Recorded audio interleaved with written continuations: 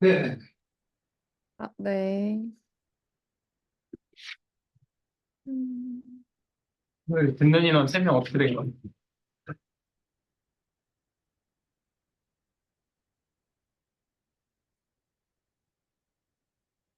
시작하면 될까요?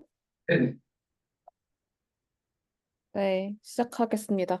제가 오늘 발표할 논문은 중에 첫 번째는 이제 더 AI Scientist Towards Fully Automated Open-Ended Scientific Discovery라는 논문이고요. 이거는 이제 그러니까 페이스북 현재 메타에서 나온 논문인데 현재 뭐 AK에서도 되게 그 따봉을 많이 받았고 링크드인에서도 굉장히 인용이 많이 되는 논문입니다. 그래서 이거가 하고자 하는 건 뭐냐면은 기존에는 저희가 어떤 연구를 전체적으로 수행을 할 때 그거의 일부분 뭐 코딩을 한다던가 라이팅을 한다던가 뭐 이런 부분에 이제 뭐 LLM이나 다양한 모델들을 써봤었는데 이거는 엔드투엔드로 처음부터 끝까지 전부 다 그냥 LLM 에이전트 같은 LLM이나 뭐 API 같은 걸 사용해서 전부 다 자동화한 첫 시스템입니다. 그리고 한 논문당 총 평균 약 15달러 이하가 소요됐다고 하고 아이클리어나 뉴리스 점수를 기준으로 10점 만점에 5점 정도의 논문을 생성했다라고 주장을 하고 있습니다. 실제로 보이시는 지금 현재 피규어 3이 그 풀리 오토메이티드로 만들어낸 논문입니다. 그래서 레이텍까지 전부 다 만들고 이 피규어까지 이제 파이썬 코딩을 통해서 만들어내는 것을 볼 수 있습니다. 자, 그럼 이제 어떻게 하느냐를 좀 살펴보면은 먼저 계획을 하고 이제 아이디어를 만든 다음에 코딩이랑 실험을 여러 번 수행을 하고 요거에 대해서 리뷰나 피드백을 생성한 다음에 그 피드백을 반영해서 계속해서 논문을 개선시키는 연구를 수행을 합니다. 근데 요거를 할 때 사용하는 것은 이제 에이더라는 LLM 베이스드 코딩 어시스턴트를 사용을 하고요. 별다른 언급이 없으면 계속해서 이 모델을 쓴다고 생각하시면 되겠습니다. 그럼 각 단계가 어떻게 이루어지는지를 한번 살펴보면은 우선 일단 아이디어를 이제 브레인스토밍을 해야겠죠. 그럼 이때 되게 많은 아이디어들을 만들어냅니다. 근데 이 아이디어를 만들어낼 때 이제 해야 되는 그 프롬프트의 구성 요건이 있을 거잖아요. 그럼 그 구성 요소들은 뭐가 되어 있냐면 그 아이디어에 대한 설명과 실험에 대한 계획, 그리고 현재 작성한 내용에 대한 스스로에 대한 평가입니다. 근데 이 평가는 이제 흥미도, 노벨티, 피저빌리티 세 가지의 요소로 점수가 이루어져 있고요. 요것 같은 경우에는 COT랑 셀프 리플렉션을 사용을 해서 이제 여러 번 수행을 하고 마지막에는 시멘틱스 컬러 API라는 게 있나 봐요. 그래서 그걸 가지고 기존에 이제 유사한 기존에 발표됐던 논문 중에 유사한 아이디어가 있으면 여기서 필터링 한번 수행합니다. 필터링을 해서 이제 괜찮은 애만 이제 걸러내게 됩니다. 그래서 이런 식으로 할 때 음, 뭐 COT랑 셀프 리플렉션이라는 걸 사용을 하게 되는데 셀프 리플렉션은 제가 좀 처음 들어서 이제 뭔가 하고 찾아봤더니 올해 뉴립스에 나온 논문이더라고요. 근데 이것도 뭐냐면은 그냥 셀프 리파인이랑 좀 비슷한 것 같습니다. 어떤 아이디어가 있을 때 요거에 대해서 평가도 LLM이 하고 이 평가에 대해서 피드백을 반영해서 다시 개선시키는 그런 프레임워크라고 생각하시면 될 것 같습니다. 이렇게 해서 아이디어가 나왔겠죠. 뭐 예를 들어 저희가 실제로 연구를 할 때도 아이디어랑 이제 가설들 여러 가지 세우고 이제 하나씩 실험을 하면서 이제 진행을 시켜보잖아요. 그럼 이제 그 다음에 해야 되는 거 이제 실험 단계인데요. 실험을 수행을 하는 거는 실험을 한 번에서 최대 네 번까지 수행을 합니다. 그 다음에 요거에 대해서 결과를 해석하고 결과를 보고 저희도 이제 결과를 보고 이게 좋냐 안 좋냐 혹은 여기서 발견한 것이 있느냐 오브저베이션이 있느냐 해서 다시 실험을 수행하고 하잖아요. 이제 그런 식으로 다시 실험을 계획하고 실험을 수행하고 하는 이 1번에서 3번의 이터레이션을 최대 5번 수행을 합니다. 그러면 여기서 이제 실험 결과가 나왔겠죠? 그러면 요 실험 결과를 이제 파이썬, 이제 뭐 매트플로직 같은 걸로 피규어를 코딩을 하고 이 피규어에서 발견한 오브저베이션 혹은 이제 내용, 컨텐츠들을 이제 서술하는 것까지가 이제 익스페리먼트 이터레이션에서 이루어집니다. 뭐 여기서 이제 네 그렇고 이때 표도 만들 수 있겠죠. 그리고 마지막으로 이제 논문을 작성을 하게 되는데, 이제 논문을 작성할 때, 어, 하는 것은 이제 섹션별로 텍스트를 생성하게 됩니다. 왜냐하면 아까 뭐 이 정도 분량의 저희가 보통 논문을 쓰게 되잖아요. 8장에서 9장 혹은 레퍼런스까지 포함하면 그 이상을 생각을 하게 되는데, 요렇게가 한 번에 LLM이 생성하기엔 조금 어렵습니다. 왜냐하면 분량이 굉장히 길기 때문에. 그래서 여기서는 어떻게 하냐면은 섹션별로 따로 씁니다. 섹션별로 아, 따로 쓰고 대신에 앞에 내용과 이어져야 하기 때문에 이전 섹션 내 내용도 같이 프롬프트에 넣어주고 그 다음에 마지막에 한번 이제 셀프 리플렉션을 사용을 해서 좀 개선시켜주는 작성을 하는데요. 이때 좀 주의할 점은 논문 작성이 총 4단계로 이루어진데 첫 번째에서는 인용을 쓰지 않습니다. 인용을 쓰지 않고요. 인용은 언제 하냐면 두 번째 단계에서 따로 시멘틱스 컬러 API를 사용을 해서 인용을 추가합니다. 근데 여기서 제가 지금 프롬프트를 이제 깜빡하고 안 가져왔는데 여기서는 이제 가장 관련 있는 논문을 API를 통해서 하고 나서 이제 아이다라는 그 코딩 어시스턴트를 통해서 이걸 어디에 어떻게 추가할지를 이제 기술하도록 프롬프팅을 합니다. 그 다음에 이렇게 하면 이제 각 섹션별로 초안이 나왔겠죠? 초안과 레퍼런스까지 달려서 나왔을 겁니다. 그러면 그 섹션별로 한 번 더 리파인먼트 하고 그 섹션 간에 중복이 있을 수 있겠죠? 그럼 그 중복을 제거하고 맨 마지막에 레이텍으로 컴파일하면서 이 섹션이 끝나게 됩니다. 자, 그러면은 요렇게 나왔을 때 그러면은 오케이 이렇게 논문까지 생성한 거는 알겠어. 근데 그런 얘를 어떻게 평가할 거냐? 그러면 저희가 실제 학회에 제출할 때도 논문을 작성을 하고 이거를 이제 학회에서 리뷰를 받습니다. 그럼 이 리뷰 시스템을 조금 따라 해야 되는데 이것도 이제 GPT-4.5를 사용을 해가지고 리뷰어 에이전트를 구축을 합니다. 그래서 요거는 도대체 뭘 어떻게 하는 거지라고 살펴봤는데 일단 GPT-4.5한테 뉴립스의 리뷰어 가이드라인 있잖아요. 그거를 이제 시스템 프롬프트로 넣어주고 그 리뷰에 대해서 점수 평가를 내리게 합니다. 그러면은 뭐 저희가 주로 쓰는 섹션들이 이 논문의 장점, 단점, 그리고 뭐 붙어야 되는 이유, 그리고 총괄 점수, 뭐 10점 만점에 몇 점, 이런 점수들이 있겠죠. 그래서 요걸 생성을 하게 되는데 사실 이 이 리뷰어 에이전트가 정상적으로 잘 작동하는지, 밸리드한지를 저희가 알 수가 없잖아요. 그래서 요걸 어떻게 평가를 했냐면은, 2022년도 아이클리어 논문 중에 500편을 가지고 와서 거기서 리뷰어 에이전트가 이제 리뷰를 남기고 그 총 점수를 몇 점을 얼마나 잘 맞췄는지 아, 점수라기보다는 얘가 어셉트 됐는지 리젝트 됐는지를 맞추는 바이너리 클래시피케이션 태스크를 수행을 합니다. 그래서 스레시홀드로 그냥 총 점수가 6점 이상이면 어셉 아니면은 리젝으로 쳤을 때 이제 500개의 논문에 대해서 이제 LLM 에이전트가 평가를 내리도록 했는데 이때 사람의 어큐러시가 73%라고 했을 때 여기서 조금 더 여러 번 돌린 GPT-4 원샷을 보면은 이제 63. 그리고 다른 매트릭에서도 꽤나 괜찮은 이제 수치를 보이는 것을 알 수가 있습니다. 그런데 이제 여기서 이 사람들이 얘기한 그 가장 큰 한계점은 여기서 GPT-4한테 그 텍스트만 들어가요. 논문에 텍스트만 들어가고 저희가 보는 뭐 메인 피겨나 테이블이 안 들어간 상태에서 정말 퓨어 텍스트만 보고 클래시피케이션을 해야 되는 거예요. 이제 그러다 보니까 정확도가 좀 떨어질 수밖에 없고, 뭐 그거는 퓨처워크로 남겨두겠다 이런 말을 하는데, 그런 면에서 조금 아쉽지만, 뭐 어쨌든, 좀 최대한 사람과 비슷한 결과를 냈다는 점에서 요 테이블을 볼 수가 있고요. 또 여기서 측정한 것 중에 하나는 이제 사람과 LLM의 얼라이먼트가 사람과 사람 간의 얼라이먼트보다 높았다. 그래서 뭐 우리 리뷰 에이전트가 생각보다 잘 평가를 하고 있고 현재의 그 리뷰 프로세스를 모두 좀 미믹하고 있는 것을 볼 수 있다. 뭐 이런 얘기를 했습니다.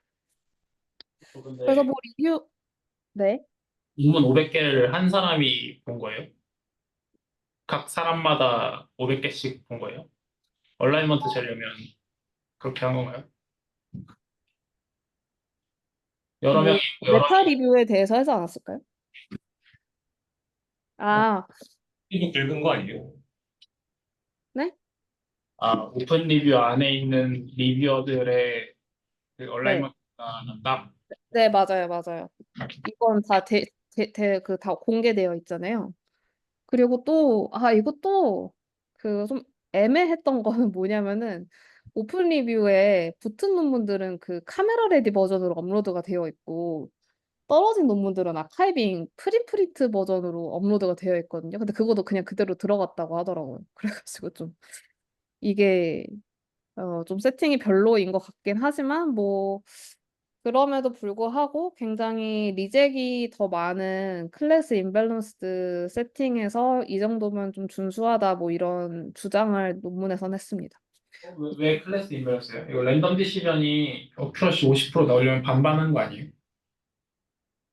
아닌가? 어, 보시면 어웨이스 리젝이 0.59로 훨씬 높잖아요. 그냥 지금 그렇군요. 네, 아, 네, 네네. 네. 그래서 밸런스드 어큐러시가 이제 그 딱 반반으로 맞췄을 때의 어큐러시입니다. 네. 그래서 저 보시면 네. 여기 아이클리오 2022 거는 GPT-4가 이미 봤을 수도 있는 거 아니에요? 음, 그럴 수 있네요. 그럴 수 있네요. 근데 그 얘기까지는 안 했어요. 네. 네. 그래서 뭐 저도 좀 이 리뷰에 대해서는 좀 별로 좋은 의견을 가지고 있진 않으나 꽤나 재밌는 시도인 것 같고 좀 그냥 다음으로 넘어가자면은 이제 실제로 이렇게 논문을 되게 여러 개 만들었어요.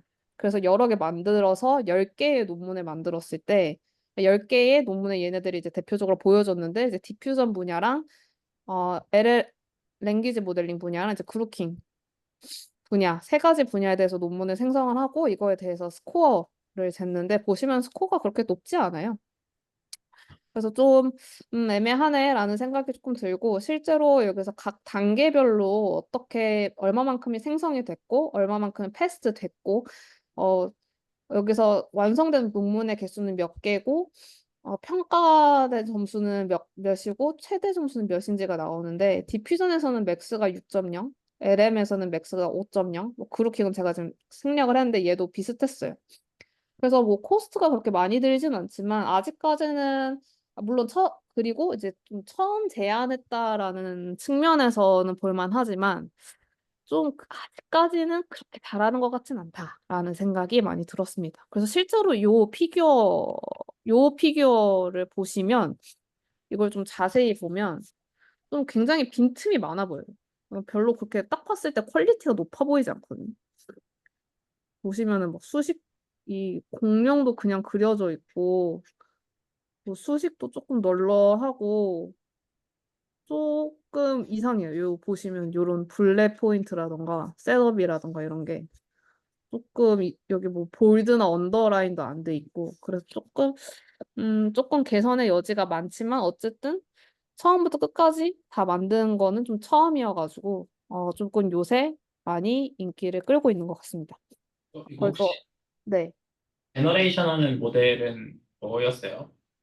제네레 제네레이션 기본적으로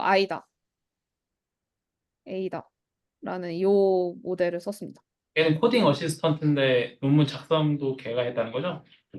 어 그랬던 것 같은데요. 음 그건 더 확인을 해봐야 될 것 같습니다. 네. 아, 네, 알겠습니다. 네, 제가 지금 정확하게 기억이 안 나네요. 지금 시간이 죄송합니다. 시간이 지나가가지고 이거 10분 하고 이거 15분 남았으니까 이거 10분 하고 이제 마지막 엑사오는 그냥 후루룩 5분 내로 끝내도록 하겠습니다. 그 다음으로 이제 말씀드릴 내용은 이제 롱라이터라는 이제 10,000개 이상의 단어를 생성할 줄 아는 랭귀지 모델입니다. 요건 이제 청와대에서 나온 건데 이것도 굉장히 핫합니다. 영어랑 중국어를 대상으로 10,000개 이상의 단어를 생성할 수 있는 LLM을 제안을 했는데 이게 지금 보시면은 이런 문서를 생성할 수 있는 파이프라인도 제안하고 이 파이프라인을 통해서 데이터셋도 슈퍼바이즈드 파인 튜닝 데이터셋도 구축하고 이걸로 학습한 모델을 평가할 수 있는 롱벤치라이트 벤치마크까지 제안을 하는 좀 괜찮은 그리고 논문의 퀄리티도 꽤 괜찮은 어, 논문입니다. 그래서 1만 단어가 도대체 몇 개인지 상상이 안 되잖아요. 그래서 검색을 해봤더니 A4지 10장 분량이라고 하더라고요. 그러니까 뭐 피겨나 이런 거 하나도 없을 때. 그래서 뭐 회사 보고서나 소설 단편 소설 정도의 분량도 이제 생성할 수 있지 않을까 뭐 이런 기대감을 불러일으키고 있는 논문입니다. 그러면 요 세 가지 요소에 대해서 좀 하나씩 한번 살펴볼 건데요. 그런데 이제 이 사람들이 가장 집중했던 부분은 뭐냐면은 기존의 연구들이 그 기존에 이제 롱 컨텍스트 LLM이 연구가 많이 됐잖아요. 근데 걔네들을 실험을 막 여러 번 해보니까 그래 봤자 얘네는 최대 2,000개 단어까지밖에 생성을 하지 못하더라. 그러면 그게 왜 그럴까 하면은 했을 때 이 사람들이 이제 가설을 세운 것은 이거는 학습 데이터셋에 2,000개의 단어까지밖에 없었기 때문에 즉 LLM이 그 정도 길이의 패시지밖에 보지 못했기 때문에 그것까지밖에 생성을 못하는 것이다. 이렇게 가정을 했어요. 그럼 이제 그걸 실험적으로 증명을 해야겠죠. 그래서 그걸 실험적으로 증명을 한 게 이 피겨 1과 피겨 2입니다. 근데 피겨 1은 보시면은 이게 이 required length라는 게 이 LLM한테 프롬프트에다가 자, 너 뭐에 대해서 설명해봐. 근데 그거를 뭐 5,000개의 단어로 서술해줘. 이렇게 인스트럭션을 넣은 거예요. 근데 뭐 지금 있는 GLM 라마 3.1, 미스트랄 GPT 4.5, 미니 터보, 클로드까지 다 포함해서 다 아웃풋 길이는 2,000개 정도였다는 거죠. 그래서 얘네 다 뭐 심지어 GPT-4 같은 경우에는 막 훨씬 더 뭐 32K까지 맥시멈 아웃풋 토큰을 말하고 있지만 실제로 얘네가 생성하는 걸 측정해 보니까 2,000개 단어까지밖에 생성을 못 하더라. 얘네 좀 이상하다. 이거 왜 그럴까? 라고 이제 실험을 해봤더니 이제 GLM이라는 모델이 있어요. 근데 이제 GLM이라는 모델에 학습 데이터셋이 공개가 되어 있고 그러면은 요 모델을 다시 한번 학습을 시켜보자. 어떻게 학습을 시키냐면은 트레인 데이터셋을 컨트롤 시키는 겁니다. 트레인 데이터셋을 500단어 이하, 1,000단어 이하, 2,000단어 이하로 학습을 각각 시킨 다음에 그 인스트럭션으로 자, 너 이제 어떤 주제에 대해서 생성을 할 건데 1,000개 단어로, 2,000개 단어로, 4,000개 단어로 생성해봐. 라고 했을 때 보시면은 학습된 그 데이터의 숫자와 비슷하게 아웃풋 랭스가 그러니까 생성된 아웃풋의 그 단어 개수가 비슷한 걸 볼 수가 있습니다. 보시면 500개 초록색은 500에서 언저리에서 머물고 주황색은 1,000개는 주황색은 이제 요 정도에서 머물고 파란색 즉 가장 그 학습된 데이터가 길어질수록 얘가 아웃풋 랭스가 길어지는 걸 볼 수가 있습니다. 그래서 얘네가 봤을 때는 이 실험을 통해서 얘네가 주장하는 것은 롱 콘텍스트를 잘 못하는 거는 슈퍼바이스 파인 튜닝을 할 때 롱 콘텍스트 이그젬플이 없기 때문이다. 그런데 이게 사실 이걸 구하기도 되게 어려워요. 왜냐하면 자연적으로 이렇게 뭐 많은 양의 이렇게 긴 텍스트를 많은 양을 구하기가 어렵거든요. 그러면 이걸 어떻게 개선할 수 있느냐? 야, 그럼 만들어 보자. 근데 만들어 보는데 어차피 지금 GPT-4도 보니까 2,000개까지밖에 못 만들어. 그러면 우리가 이거를 단계별로 만들 수 있는 에이전트 라이트라는 파이프라인을 제안을 합니다.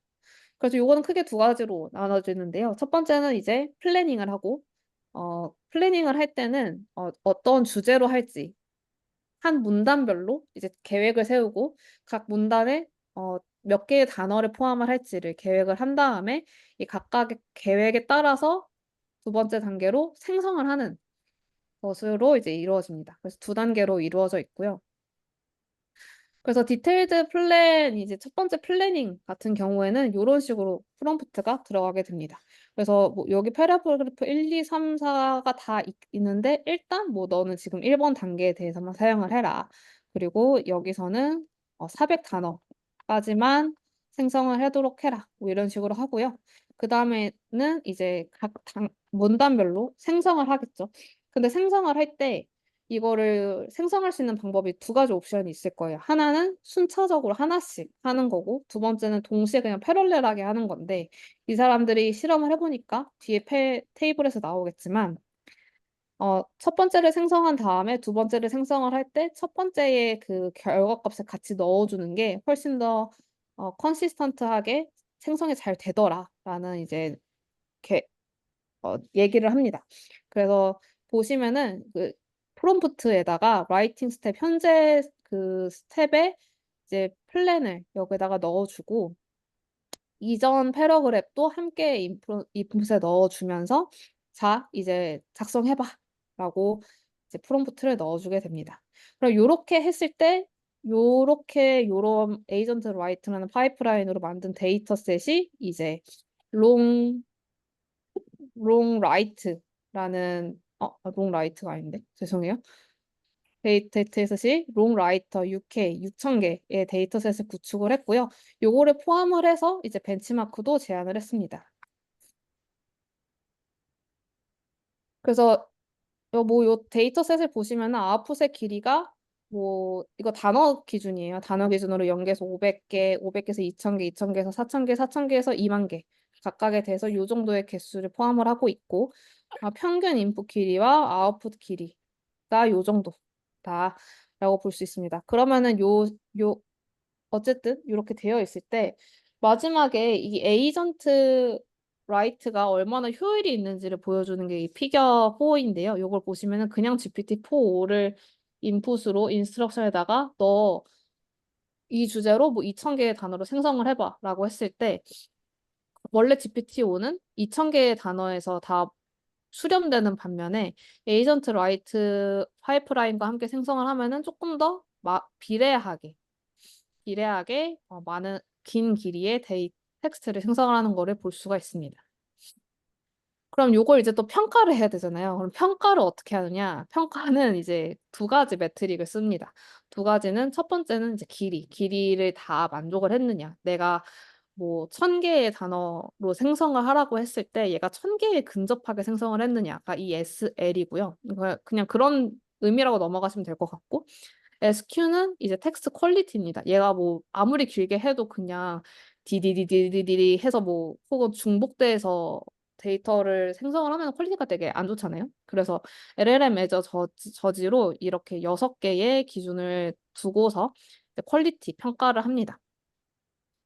그래서 보시면은 그냥 GPT-5를 평가했을 때는 4K에서 2만 개의 단어로 생성을 하라고 했을 때 그 길이의 점수가 굉장히 낮은 걸 볼 수가 있는데 에이전트 라이트라는 파이프라인을 제안을 하면 이 점수가 굉장히 올라가는 것을 볼 수가 있고 퀄리티도 꽤 올라가는 걸 볼 수가 있습니다.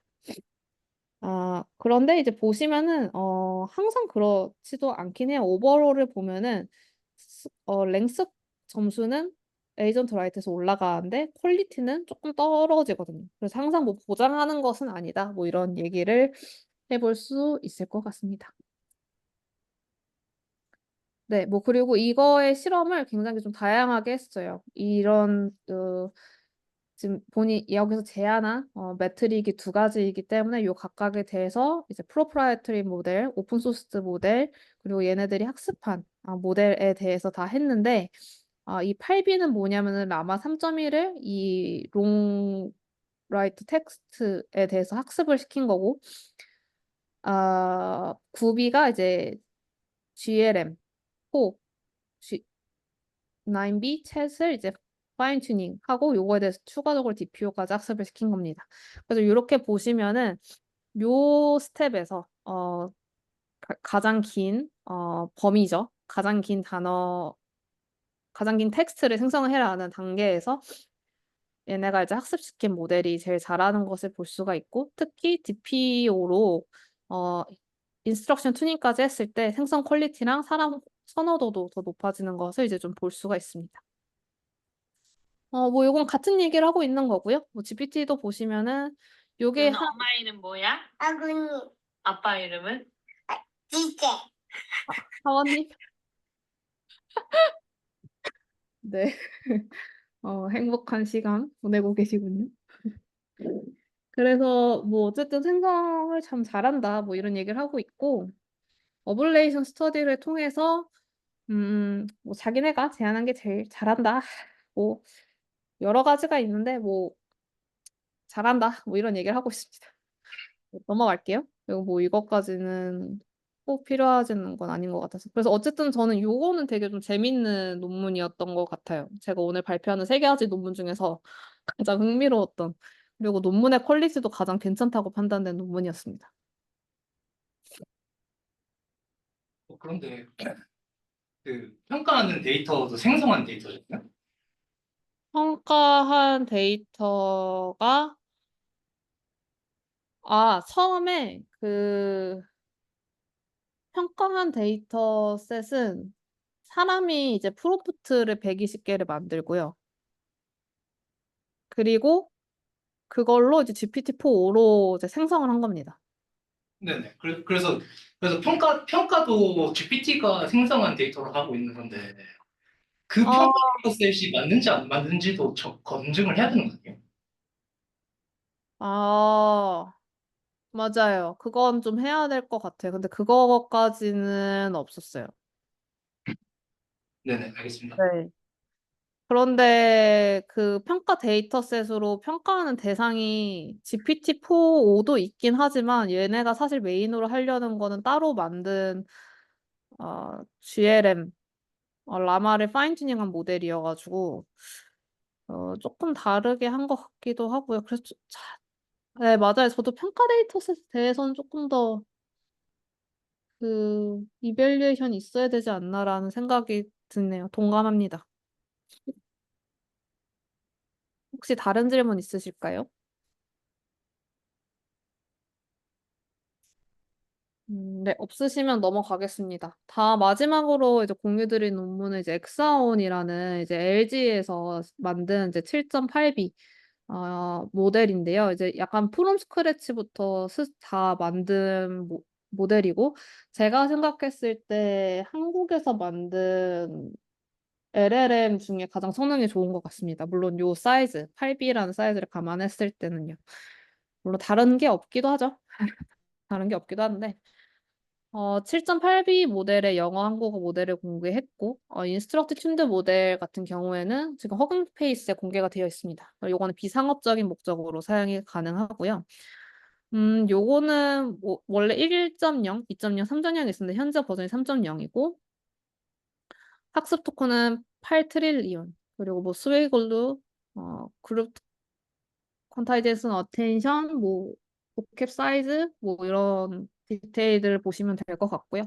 조금 특이했다고 제가 생각한 것은 이제 한국어랑 영어에 대해서 이제 토크나이저 학습을 할 때 압축을 좀 덜 했다고 합니다. 그래서 보시면은 라마나 젬마나 파이나 미스트랄 같은 모델에서는 한국어 대상으로 할 때 굉장히 그 토큰의 압축률이 높았는데 자기네들은 그걸 되게 덜 압축했다. 그래서 성능이 많이 좋아졌다라고 이제 얘기를 했습니다. 그래서 좀 성능을 보자면 요거는 이제 이 LG 블로그에서 조금 더 시각화를 잘해놔서 여기서 제가 그 사진들을, 그래프들을 가져왔는데요. 비슷한 사이즈의 LLM, 뭐 라마 8B, 젠막 9B, QWEN2 7B, 파이 3 7B, 미스트랄 7B 대비해서 자기네들이 영어와 한국어 벤치마크에서 모두 좋은 성능을 보였다라고 보여주고 있고요. 영어 데이터셋에서는 뭐 매스, 코딩, 리즈닝 각각의 단계에서 물론 지금 보시면 리즈닝은 젬마에서 좀 지긴 합니다. 영어에서는. 근데 요거 뭐 여기에서는 많이 지지만 뭐 수학이나 코딩에 대해서는 꽤 잘한다라고 이제 주장을 하고 있습니다. 그리고 한국어 데이터셋에 대해서 좀 성능이 괜찮은데요. 물론 보시면은 젬마 9B가 생각보다 잘합니다. 지금 다 2등이 젬마 9B라는 것을 저희가 볼 수가 있는데 저는 한국어 데이터셋을 어떻게 평가하지? 데이터셋부터가 좀 궁금을 했어요. 그래서 보니까 그 MT벤치 작년 유립스에 나온 데이터셋 있잖아요. 그거를 그냥 한국어로 번역을 한 코어 MT벤치를 따로 만들었습니다. 뭐 예를 들어서 뭐 이런 멀티턴 데이터셋인데 요거를 이제 한국어로 다 바꾸고 뭐 as a limerick이라고 하는데 요걸 충청도 사투리로 이제 바꾼다든지 뭐 이런 식으로 코어 MT 벤치를 만들었고 요거에 대해서 성능을 측정했을 때 자기네가 제일 좋았다. 그리고 한국어에서는 QWEN의 뭐 KMMLU라는 데이터셋이 있는데 요거에서 요 모델보다는 못했지만 나머지에서 모두 1등을 먹었다. 라고 주장을 하고 있고 보여주고 있고 윤리성에 대해서도 좀 어큐러시나 이제 레드티밍 같은 걸 다 수행을 해서 논문에 쓰기로는 개선의 여지는 있으나 우리가 신경을 많이 썼다. 그리고 요거에 대해서도 한국어 데이터셋이 있더라고요. 그래서 그거를 좀 보니까 뭐 이런 거더라고요. 프롬프트가 퀘스천이 뭐 난방비가 적게 나오는 지역의 주민들은 모두 소득 수준이 낮은 것일까요? 라고 할 때 이 1번부터 5번이 주어졌을 때 각각에 대해서 false와 true를 맞추는 겁니다.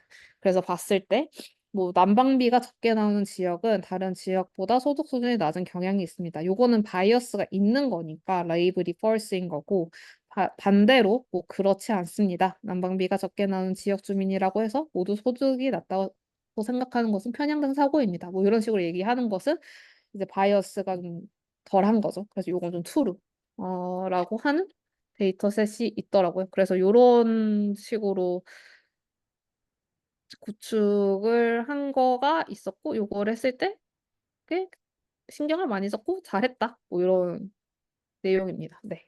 제가 준비한 내용은 여기까지입니다. 질문이 있는데요. 네. 그래서 엑사우 같은 경우에는 뭔가 특징적인 부분이 이렇게 한국어 말고 따로 없었어요, 사실은. 혹시 봤을 때. 좀 뭐, 봤을 때 네. 네. 네, 뭐 알겠습니다. 네, 그냥 단순히 궁금했어요. 진짜로 뭔가 따로 있나 싶어가지고. 네. 없을 것 같긴 했는데. 따로 뭔가 있냐? 제가 봤을 때는 따로 없었어요. 그러니까 제가 이거 주장하는 블로그도 이제 광고하는 블로그도 들어가 보고 요걸 요약한 블로그도 보고 했는데 뭐 따로 혁신적인 알고리즘을 제안한다거나 그런 건 없었고 다 그냥 다 똑같이 DPO 쓰고 스위글로 쓰고 똑같이 했는데 이제 제 생각엔 프리트레이닝부터 프롬 스크래치를 했다는 게 좀 대단한 점인 것 같습니다. 네. 하나 더 궁금한 게 이거 7B 모델만 있죠? 지금. 7.8b만 공개돼 있어요. 7.8b 인스트럭트 튠드만 이제 허깅 페이스에 공개가 돼 있어요. 그리고 코딩 좀 하나요? 코딩이요? 네, 코딩 점수 여기. 있구나. 네, 알겠습니다. 네, 꽤 잘하는 것 같습니다. 뭐 라마나 젬마보다는 잘하는 것 같네. 물론 이게 근데 코딩 데이터셋이 둘 다 파이썬만 있어가지고 다른 언어에 대해서는 잘 모르겠고 그리고 또 모르겠는 거는 이 두 개의 벤치마크에 대해서 성능 차이가 좀 많이 나거든요. 그래서 이게 뭔지 모르겠습니다. 이거 좀 직접 해봐야 되겠지만 뭐 쓸 일이 있을지 모르겠지만 과제에서 오픈소스 한국어를 써야 된다라고 하면은 근데 그것도 비상업적이어야 되니까 좀 확인을 해봐야 될 것 같네요. 네. 네, 제가 정보과제 라이센스가 있고, 네. 네, 라이센스가 비상업이어가지고 그거기만 하면 될 것 같아요. 저 하나만 마지막. 제가 이건 잘 몰라서 하는 건데 네. 오픈소스 LLM이니까 그냥 오픈소스 LLM하고만 비교를 하는 거예요? 프로프라이어티를 보통은 더 모델 사이즈가 크다고 가정을 하기 때문에 지금 보시면은 모델 사이즈가 비슷한 애들이랑만 비교를 하고 있거든요. 근데 이제 뭐 예를 들어서 옛날에 챗GPT 3.5였나요? 3이 경량화로 해서 30B라는 소문이 돌았는데 그 외에 그 프로프라이어터리 모델의 공식적인 모델 사이즈는 공개되어 있지 않기 때문에 여기서 실험을 같이 하진 않은 것 같습니다. 근데 이제 논문에서 서술하기로는 몇 가지 벤치마크에 대해서는 거의 프로프라이어티랑 비슷한 성능을 냈다라고 주장을 하긴 하더라고요. 근데 가장 뛰어난 거는 이제 한국어에서는 확실히 잘한다인 것 같아요. 뭐 그래서 저도 생각하기에는 이제 뭔가 한국어로 했고 한국 기업에서 랭귀지 모델 학습시켜서 냈으니까 그 업스테이지에서 만든 것도 해야 되는 거 아닌가 했는데 생각해보니까 그게 모델 사이즈가 좀 13B였나? 뭐 그랬던 걸로 기억을 하거든요. 그래서 안 한 게 아닌가. 비교를 안 한 게 아닌가 싶습니다. 업스테이지에 솔라만 한 거죠? 네, 솔라. B였던 걸로 기억하는데 에? 10B? 그 되게 미묘한 숫자였어요. 네, 여튼 이상한 숫자였어요. 근데 뭐 요런 뭐 7에서 8B 정도 있잖아요. 사이즈가 아니었던 것 같아요. 네. 그래도 그 한국어 모델끼리는 비교했으면 좋긴 하겠네요. 확실히 모델 사 그게 모르겠고 어차피 참고용인데. 네. 음. 근데 뭐 한국어 모델이 이거보다 큰 있나요? 저 잘 몰라. 삼성 가우스 아, 40B까지 가우스. 있다고 해서 같은데. 가우스가 오픈 소스인가요? 근데 아니, 가우스 모델 사이즈가 공개를 안 했고요. 아, 7B, 13B, 40B였던 것 같아요. 아, 그러게요. 가우스 7B랑 비교를 했으면 좋았겠네요. 그래서 이거 뭔가 엑선 3.0 해서 이번에 ACL 갔다 온 사람, 방콕에서 뭐 몇 주 전에 열린 ACL 갔다 온 사람들, 뭐 도현님이나 채우님한테 들어보니까 이거 홍보 엄청 많이 했다고 하더라고요. 거기 다이아몬드 스폰서기도 했고. 네. 뭐 LG에서 자체적으로 그 행사를 열기도 하고 그랬다고 합니다. 그 엑사원 그 얘기도 있던데 LGAI가 맨날 하고 있는 게 LG의 그 뭐 LG 화학이랑 뭐 계열사 많잖아요. 네. 여기에 있는 그 뭐 거기서 원하는 것들이 이제 LG 화학 같으면은 뭐 약을 안 만들겠는 뭐 무슨 뭐 아무튼 화학 그런 걸 하는데 거기서 엑사원 가지고 어떻게 과학 논문 튜닝해가지고 뭐 과학 쪽 논문 또는 이제 과학적인 뭔가 좀 그런 거 QA 하는 뭐 그런 거 한 엑사원으로 한다고 들었는데 뭐 그런 얘기는 없어요 여기에. 음, 여기 논문에서는 없었어요. 근데 여기 이게, 요 블로그가 뭔가 홍보용으로 LG에서 공식적으로 해놓은 건데, 여기서 결국에는 뭐 어떻게 할지는 그런 내용은 사실 없긴 했어요. 그냥 뭐 이전보다 좋았고,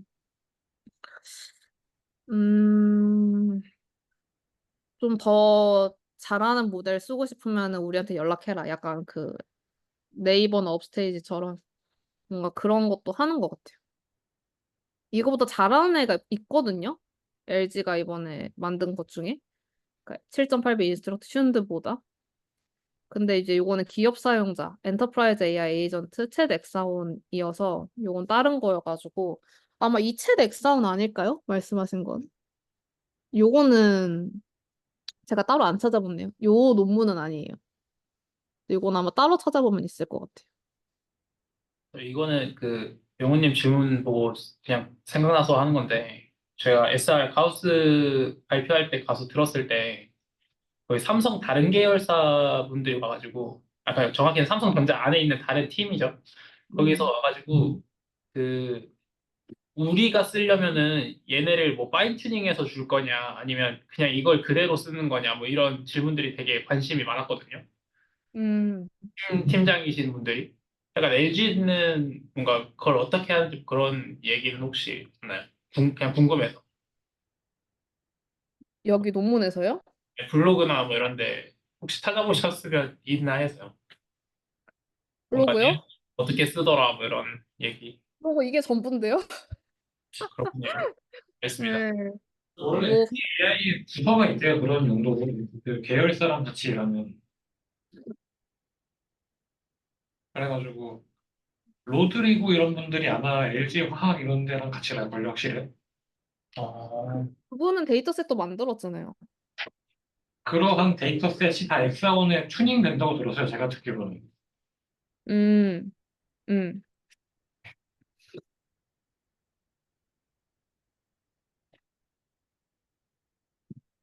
챗 엑사오는 따로 있네요.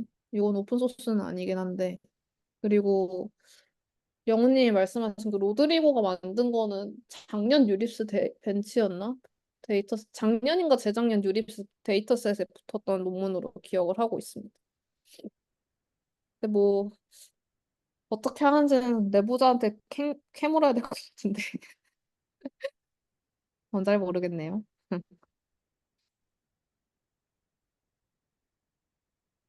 뭐, 네, 그렇습니다. 막 화면 공유 끄면 될까요? 네. 네, 감사합니다.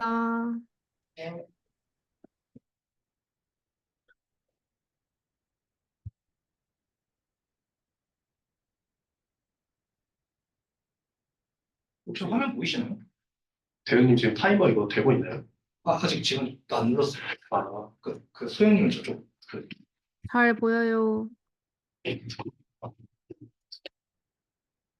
네.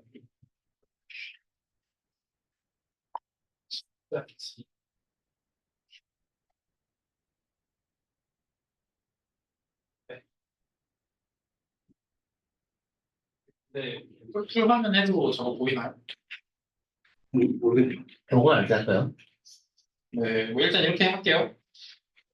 제가 처음으로 공유드릴 논문은 이제 컨트롤 넥스트라는 논문입니다. 다들 컨트롤 넷은 아실 거라고 생각을 해요. 이제 스테이블 디퓨전에다가 모델을 이제 복사해서 옆에 놓고 제로 컨볼루션 붙여가지고 이제 학습을 시키면 뭐 캐니 엣지나 뭐 뎁스 맵이나 이런 것들 컨디션으로 받아서 스테이블 디퓨전이 갖고 있던 원래 능력치를 그대로 쓰면서도 이미지 컨디션을 받을 수 있는 그런 형태의 모델이었죠. 이제 그거의 이제 개선된 버전으로서 제약이 된 모델이라고 생각을 하시면 될 것 같습니다. 그래서 가져온 이유는 생각보다 성능 퀄리티가 좋아서 가져왔고요. 이거는 이제 그 프로젝트 페이지에 있는 그림들인데 이게 기본적으로 컨트롤넷처럼 그냥 어느 형태의 디퓨전 모델에도 붙일 수 있는 그런 형태의 모델이기 때문에 비디오 기반의 스테이블 비디오 디퓨전에도 붙였고요. 그리고 뭐 SDXL 그리고 SD 뭐 1.5 그리고 스테이블 디퓨전 3에서는 이제 슈퍼 레졸루션용으로 이런 식으로 붙여서 사용을 했다고 합니다. 그래서 실제로 결과가 되게 괜찮은 것 같아요. 네. 그래서 논문을 이제 좀 소개를 드리면 컨트롤 넷이 기본적으로 저희가 알고 있는 형태는 이제 LDM에다가 걔를 복사해서 이렇게 붙이는 거죠. 그러면은 이게 무슨 문제가 있냐면 이 원래 있던 이 디퓨전 모델이 하나 더 생겨서 이 디퓨전 모델 하나를 통째로 학습을 하는 형태에 가까워요. 그러다 보니까 이 트레이너블한 파라미터가 굉장히 많이 필요하게 되는 거죠. 물론 이게 이 이니셜라이즈 자체를 스테이블 디퓨전에서 가져오니까 뭐 많이 학습을 하지 않아도 된다라는 얘기가 컨트롤넷에 있긴 하지만 그렇더라도 여전히 이제 파라미터를 엄청 많이 옵티마이즈를 해야 되는 상황인 거는 맞습니다. 그래서 이거를 좀 해결하고자 하는 게 이제 컨트롤 넥스트 논문이고요. 그 개요를 먼저 좀 보여드릴게요. 기본적으로 이제 컨디션이 원래는 이제 컨트롤넷에 이쪽에 붙는 거예요. 컨트롤넷에 입력으로 들어오는 이 컨디션이 입력이 되면 인코더 통과해서 원래는 이제 그 스테이블 디퓨전 복사해서 만든 그 컨트롤넷 그 풀 사이즈 디퓨전 모델이 들어갔던 부분에 좀 더 가벼운 레즈넷 블락으로 이루어진 라이트웨이트 모듈을 붙였고요. 그래서 그거를 이제 개념적으로는 이 원래 오리지널 스테이블 디퓨전, 원래 오리지널 스테이블 디퓨전에서 오는 피처를 받아서 그 피처랑 이제 어떻게 잘 해가지고 그거를 이제 최종적으로는 어, 다시 이 원래 블록에다 돌려주는 형태는 똑같이 작동을 합니다. 그래서 원래 컨트롤넷에서도 이 인풋을 입력받아서 요거를 이제 이 제로 컨볼루션 아웃풋을 통해서 이렇게 디코더 쪽에 넣어주는 유닛 디코더 쪽에 넣어주는 이런 작업이 있었죠. 그래서 그 부분이 이제 조금 바뀌었는데 그게 어떻게 바뀌었는지는 다시 설명을 드릴게요. 화면이 작죠? 이 사이즈로. 네, 좀 작긴 하네. 네, 잘 돼요. 네. 네, 그래서 여기서 그러면은 이 라이트웨이트 모듈을 이용해도 됐던 어떤 이유가 뭐냐? 그 이유가 뭐냐면 이 블록으로부터 원래는 인풋이 들어와서, 그러니까 그 노이즈 인풋이 들어온 거예요. 노이즈 인풋이 들어와서 여기서 다 처리한 다음에 이제 이 리메이닝 블록의 마지막 디코더 쪽에 이렇게 쫙쫙쫙쫙 넣어주는 형태였는데, 그렇게 할 때 이제 그냥 단순히 서메이션 해주는 그런 형태로 작동을 했었잖아요. 그게 이제 블록 여러 개에 넣어주는 거를 이 저자들이 확인을 해보니까 사실 별로 효과가 없었대요. 그래서 여러 개 넣지 말고 그냥 하나만 넣자. 그래서 이제 어느 블록에다 넣냐? 그 맨 첫 번째 블록, 맨 첫 번째 블록의 아웃풋에다가 넣어주자라는 생각을 합니다. 뭐 물론 이 블록들은 이제 다 하나하나씩 이제 검증을 해봐가지고 그 중에서 이제 블록 첫 번째 거를 고른 거예요. 그리고 그걸 넣어줄 때도 여기서 이제 크로스 노멀라이제이션이라고 하는 기법을 제안을 했는데요. 이 기법 덕분에 이렇게 라이트웨이트 모듈로 사용을 해도 이 컨디션의 정보를 잘 반영을 할 수 있었다고 합니다. 그래서 이 크로스 노멀라이제이션이 뭐냐면 되게 간단합니다. 이 원본 스테이블 디퓨전에서 나오는 이 첫 번째 블록에 아웃풋 피처 맵이 있겠죠. 아웃풋 피처 맵. 이 아웃풋 피처 맵에 채널별 이제 민과 스탠다드 데비에이션이 있을 거예요. 그 정보를 가지고 와서 그 정보를 가지고 이 컨디션에서 온 피처 맵을 노멀라이즈 해줍니다. 노멀라이즈 해줍니다. 이렇게 하면은 이 노멀라이제이션 때문에 이 원본 디퓨전이랑 컨디션에서 오는 피처 맵 간에 이 두 피처 간에 얼라이먼트가 잘 매칭이 된다고 해요. 사실 저는 이거랑 약간 비슷한 아이디어를 사담이지만 비슷한 아이디어를 생각을 해봤어요. 어떻게 생각을 했냐면 이 원본 피처가 갖고 있는 민 스탠다드 데비에이션 이런 게 있잖아요. 그거를 얘가 이거의 민 스탠다드 데비에이션을 갖도록 바꿔주는 이런 아이디어를 생각을 했었거든요.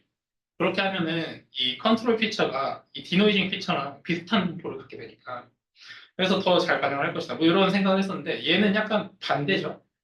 지금 보시면은 이 디노이징 피처의 민과 스탠다드 데비에이션으로 컨디션을 노멀라이즈 한 거니까 사실 이게 왜 잘 되는지에 대해서는 논문에 없었어요. 이렇게 하면 온라인이 잘 맞는다라고 얘기를 하거든요.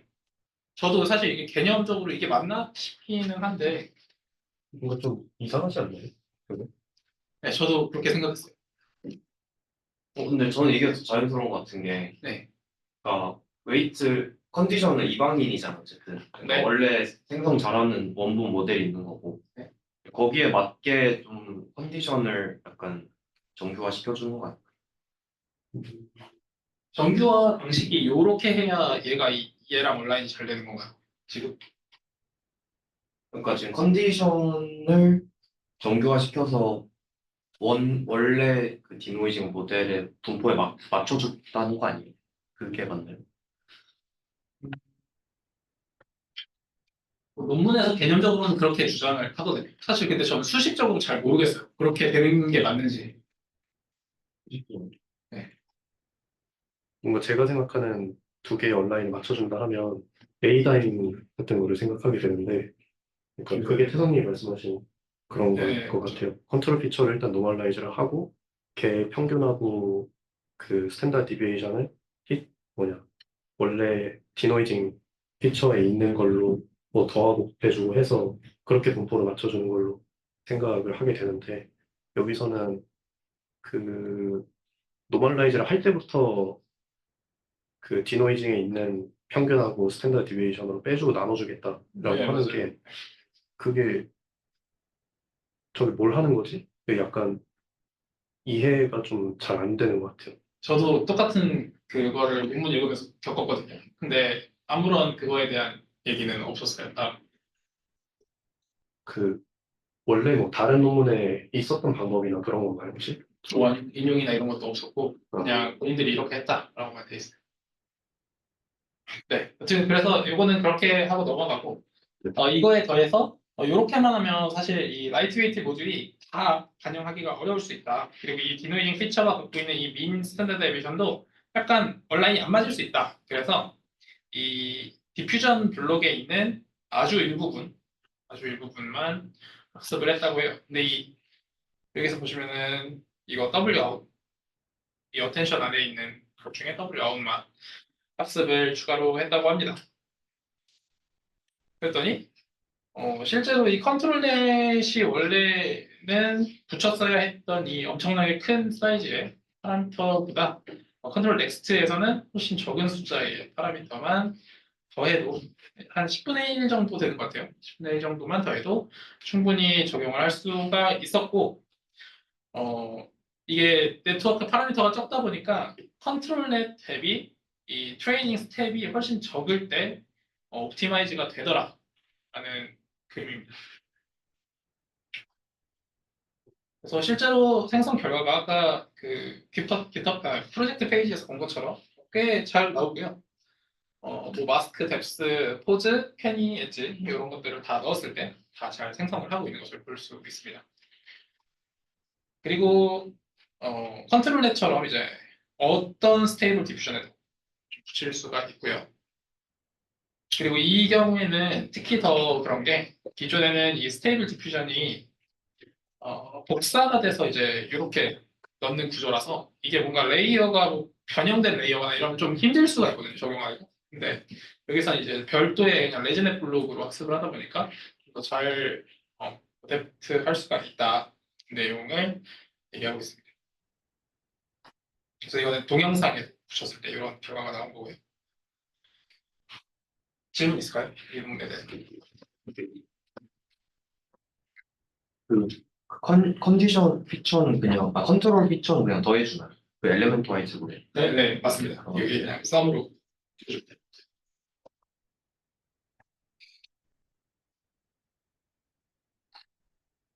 네, 그럼 넘어가겠습니다. 다음으로 소개해드릴 거는 이제 구글의 T2i 모델이죠. 이매진 3. 이 이매진 3가 5월에 최초로 공개가 됐어요. 올해 5월에 최초로 공개가 됐는데 이 테크니컬 리포트랑 데모가 지난주에 나왔습니다. 그래서 이제 여러분도 데모를 써보실 수가 있고요. 그 밑에는 제가 기본으로 주어진 이런 거에다가 서울이라고만 쳐서 만들어 봤어요. 서울의 뭐 어떤 풍경에 한글도 써 있고요. 말이 되는 한글은 아니지만 저는 한글도 써 있고 네, 이런 이미지를 잘 만들어낸 것을 볼 수가 있습니다. 직접 찍어요? 아니? 요거는 그게 왼쪽에. 요거요? 네, 요 앞에는 얘가 만든 거고요. 그냥 여기서 대충 아무거나 찍은 거고요. 이게 서울만 제가 직접 친 거예요. 서울만 직접 찍었다. 예. 이게 데모 들어가서 해보시면 이거 이렇게 바꿀 만한 거 추천을 해줍니다. 그래서 이거를 서울 누르면 뭐 서울은 안 눌러보긴 했지만 뭐 도쿄 뭐 이런 거 있겠죠. 네, 뭐 그런 식으로 데모를 써보실 수 있고 테크니컬 리포트에 있는 내용을 좀 정리해서 공유를 드리려고 합니다. 일단 생성 결과는 되게 괜찮았어요. 되게 괜찮았어요. 되게 좋고 보시면은 요거가 좀 인상 깊었는데 자체적으로 얘네가 기본적으로는 1024 x 1024를 생성하는 이미지 생성 모델이거든요. 근데 그 내부적으로 업샘플링 기법을 좀 추가를 했대요. 그래서 2배, 4배, 8배, 8K까지 생성을 할 수 있는데 이게 4K 업샘플링한 이미지의 원본과 이제 확대샷인데요. 확대샷 보시면 이런 잔털 같은 게 되게 현실적으로 잘 나타난 걸 저희가 볼 수가 있죠. 그래서 굉장히 퀄리티가 좋은 이미지를 만드는구나 라는 생각을 했고요.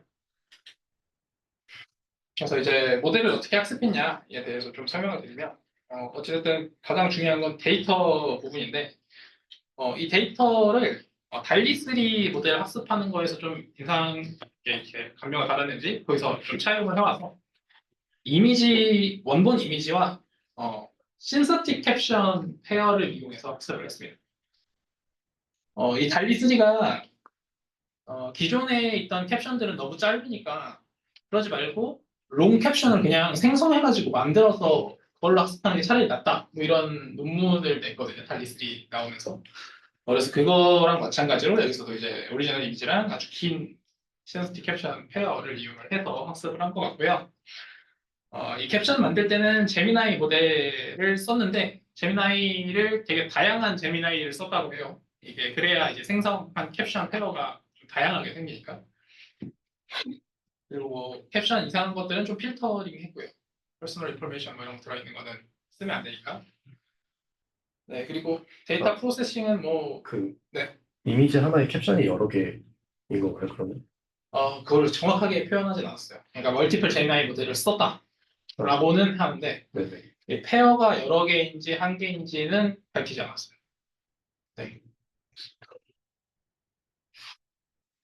그리고 뭐 데이터 이렇게 생성된 데이터에 대해서 뭐 언세이프한 거, 뭐 폭력적인 거, 뭐 이런 거 지우고 AI가 만든 생성 이미지 지우고 그리고 이미지 중에 듀플리케이티드 된 이미지 이런 거 오버피팅 할 수 있으니까 지우고 뭐 이런 식으로 데이터 처리를 했다고 합니다. 저런 건 어떻게 이 AI 제너레이티드 디텍터가 있죠? 이거 안 알려줬어요. 신기하다. 그래서 저도 신기했어요. 이거 어떻게 사실 사람도 못할 것 같은데 약간 그런 생각을 했는데 여튼 그렇다고 합니다. 근데 모델은 아무 정보도 없어요. 아까 엑사원은 그래도 뭐 디멘션 사이즈 뭐 이런 거라도 있었잖아요. 아무것도 없습니다. 아무 정보도 없어요. 논문 안에 그냥 네, 아무 정보도 없어요. 모델에 대해서. 딥션지도 안 얘기를 했다는 거죠. 그거조차 그냥 입력은 텍스트고 생성되는 건 이미지다. 이거밖에 알 수 없어. 그죠, 그럼. 논문도 아니고. 테크니컬 리프트죠. 테크니컬 리프트가. 테크니컬 리프트 같은 거 다 태워버려야 돼. 네, 그래서 여기서 좀 사실 테크니컬 리프트 읽으면서 얘네가 대체 이거 왜 쓴 걸까라는 생각을 했거든요. 이 부분을 말하고 싶어서 쓴 것 같아요. 우리 이밸류에이션 엄청 열심히 해서 굉장히 괜찮은 모델이다. 검수 엄청 열심히 했다. 이거를 주장하고 싶어서 쓴 테크니컬 리프트 같았어요. 그래서 사람이 평가 안 해볼 수 없겠죠. 사람이 평가하는 거를 이제 뭐 프롬프트 이미지 페어가 뭐 잘 생성한 게 뭐냐. 그리고 생성 퀄리티와는 별개로 온라인이 잘 맞는 건 뭐냐. 그리고 이미지 자체만으로 괜찮은 이미지는 뭐냐. 그리고 디테일드 프롬프트 이미지 얼라이먼트라고 해서 구글이 DOCCI라는 데이터셋을 제안을 했었대요. 그게 뭐냐면 이 오른쪽에 있는 것 같은 건데 엄청나게 디테일한 정보들이 담겨 있는 이미지 텍스트 페어예요. 그래서 이런 걸로도 해보고 그리고 뉴메리컬 리즈닝 이거는 이제 뭐 이미지 안에 뭐 강아지가 몇 마리 있습니까? 2마리 있습니다. 이런 형태의 리즈닝 이런 것들을 해봤는데 테이블이 이게 엄청 많아요. 엄청 거의 한 페이지 넘게 있는데 그거 좀 요약하면 이 본인들이 만든 이미지 3가 제일 좋았고 그 비교 대상이 이제 미드저니 V6, 스테이블 디퓨전 3 그리고 달리 3 그래서 이렇게 보다 이미지 3가 좋았다. 맞죠? 저는 그리고 또 신기했던 게 미드저니 V6가 성능이 되게 좋다라는 생각을 하고는 있었거든요. 근데 여기서도 확실히 이 전에는 확실히 미드저니 V6가 좋았고 이미지 3랑 거의 비등비등한 그 성능을 내는 부분들도 좀 있습니다. 그리고 오토매틱 이밸류에이션으로 클립 스코어, BQA 스코어, FID 이렇게 쟀고요. 이것도 이미지 3가 가장 좋았고 이거는 좀 신기하게도 미드저니 V6가 스테이블 디퓨전이랑 달리보다 안 좋았어요. 이거는 조금 특이했는데 네, 여튼 그렇습니다. 그리고 그러고 보니까 네. 이미진 2가 있었네요. 이미지 2를 공개했는지는 저는 잘 모르겠긴 해요. 저도 이미진 옛날에 한번 보고 그리고 이번에 이미지 3 나왔다길래 본 거거든요. 그래서 2는 잘 모르겠네요. 네. 뭔가 구글 거는 잘 유명하게 이렇게 널리 알려진 느낌은 아니라서 T2I들이 그리고 뭐 세이프티, 뭐 페어리스, 뭐 덴저러스한 거나 뭐 렌티밍하고 이렇게 열심히 검증을 했다. 그래서 뭐 세이프티 같은 것도 뭐 이미지 오버 피드 이거는 괜찮지만 이거에다 컨디션으로 사람 이미지 넣는다. 그러면 이제 이상한 거가 되죠. 그러니까 그런 거 잘 걸러내도록 했고 뭐 나이랑 젠더랑 스킨톤도 생성 이렇게 쫙 해본 다음에 비율이 몇 퍼센트 정도 나오나 이런 것들 검증을 해봤는데 이미지 2가 있었어요. 이미지 2가 여기 비교 대상이 있었어요. 네. 이미지 2보다는 이걸 좀 평등하게 공평하게 잘 하더라고요. 그런 내용입니다. 그래서 이런 것들 우리가 열심히 했으니까 좋은 모델이다 라는 테크니컬 리포트였고요. 질문 있을까요? 뭐 공개한 게 거의 없어가지고. 질문까지는 아닌데 이미제님의 뭐 라마니 뭐니 막 모델 이름을 말하는데 사실 어떻게 보면은 모델 이름이 라마인 것인가 아니면은 그 모델로 꾼 파라미터가 라마인가 애매하잖아요. 뭔가 좀 뭔가 맞나요? 모델로 모델 꾼 이름으로 치면 실제로 꾼 그 모델 꾸어놓은 파라미터가 그 모델의 이름인가 아니면 모델 아키텍처 플러스 알파 트레이닝 뭐 테크닉 이런 것들이 모델인가 사실 꼬은 게 맞잖아요. 왜냐면 뭐 버트나 클립이나 사실 똑같은 뭐 텍스트 인코더 써도 네이밍이 다르니까 학습 방법까지 포함된 내용이 아니죠. 요즘에는 약간 트레이닝 테크닉도 거의 비슷할 것 같아서 사실상 데이터가 다른 모델이라고 봐야 되지 않을까요? 데이터 차이가 제일 클 것 같아요. 실제로 예전에 애플 MM1을 제가 여기 발표드릴 때도 거기서 테크니컬 리포트에 데이터를 어떻게 조합하냐가 제일 크리티컬한 성능 차이를 보였고요. 그러니까 그게 되게 중요한 것 같아요. 그래서 여기서도 필터링 같은 거 되게 열심히 한 이유가 뭐 그런 게 있지 않을까 생각합니다. 넘어갈게요. 네. 네, 다음으로 공유드릴 거는 이제 마이크로소프트 리서치 에이시아에서 나온 LLM 프롬프팅 논문입니다. 이것도 지난주인가의 아카이브에 올라온 논문이고요. 밑에 성능부터 보시면 큐샷 COT, 체인 오브 소트랑 그리고 SFT는 이제 슈퍼바이즈드 파인튜닝 논문들과 그리고 아주 강력한 GPT-4 대비 괜찮은 성능이 나왔다. 라는 표이고요. 이 GPT-4 같은 경우에는 여기서는 약간 논외로 칩니다. 왜냐면 이 프롬프트 디자인 자체가 라지 랭귀지 모델, 진짜 큰 애들 있죠. 엄청 큰 애들, 막 몇백 비 되는 애들은 잘 하는데 그게 아니라 이제 작은 애들, 7B, 8B 뭐 이런 SLM 저는 이것도 라지라고 생각하는데 이제 SLM이에요. SLM도 잘 하려면 좀 더 좋은 프롬프트가 필요하다라는 내용을 여기서 모티베이션으로 가져가기 때문에 GPT-4는 약간 논외로 얘기를 합니다. 그래서 SLM이 그러면은 뭘 못하냐? 뭘 못하길래 이제 필요하냐? 그게 뭐냐면 기존에 이제 셀프 익스플로레이션이라고 그 자기 자신이 이제 똑같은 거에 대한 답변을 여러 개 해보는 거예요. 여러 개 해보고 뭐 아니면 셀프 컨시스턴시 기법이라 해서 이제 그게 같은 게 나오냐? 아니면 뭐 새로운 게 나오냐? 뭐 이런 것들을 비교하는 그런 것들도 있고 막 그랬는데 그런 거 할 때 SLM은 되게 로우 퀄리티 리즈닝에다가 오버핏 되어 있는 그러니까 약간은 이제 여러 번 생성을 해도 계속 로우 퀄리티 답변이 나오는 이런 현상이 좀 심하다고 합니다. 그리고 그거에 더해서 이거에 이제 체인 오브 소트 같은 걸 통해서 리즈닝을 많이 하잖아요. 그런 리즈닝을 했을 때도 이 리즈닝이 잘 된 거냐 못한 거냐를 판단하는 거. 이것도 요즘에는 LLM으로 되게 많이 하죠. LLM 이퀄레이션. 근데 SLM은 이것도 잘 못하는 경우가 많다고 합니다. 그래서 이 두 가지를 그러면은 어떻게 할까? 어떻게 할까라는 게 이제 여기서 제안한 셀프 뮤추얼 리즈닝이라는 기법으로 하게 되는 거고요. 줄여서는 알스타인데 왜 알스타인지 잘 모르겠어요. 여기서 STAR 이게 얘네가 논문에 표시해 놓은 거 그대로 가져왔거든요. 근데 지금 너무 억지로 이름을 갖다 붙여놨다는 생각이 좀 들고요. R은 또 어디서 왔는지 모르겠어요. R은 어디서 왔길래 이제 알스타인지 모르겠는데 네, 여튼 알스타라는 프롬프팅 기법을 제안합니다. 그래서 여기서 두 가지를 해요. 첫 번째는 이제 제너레이션이랑 디스크리미네이션 프로세스를 나눠서 하자.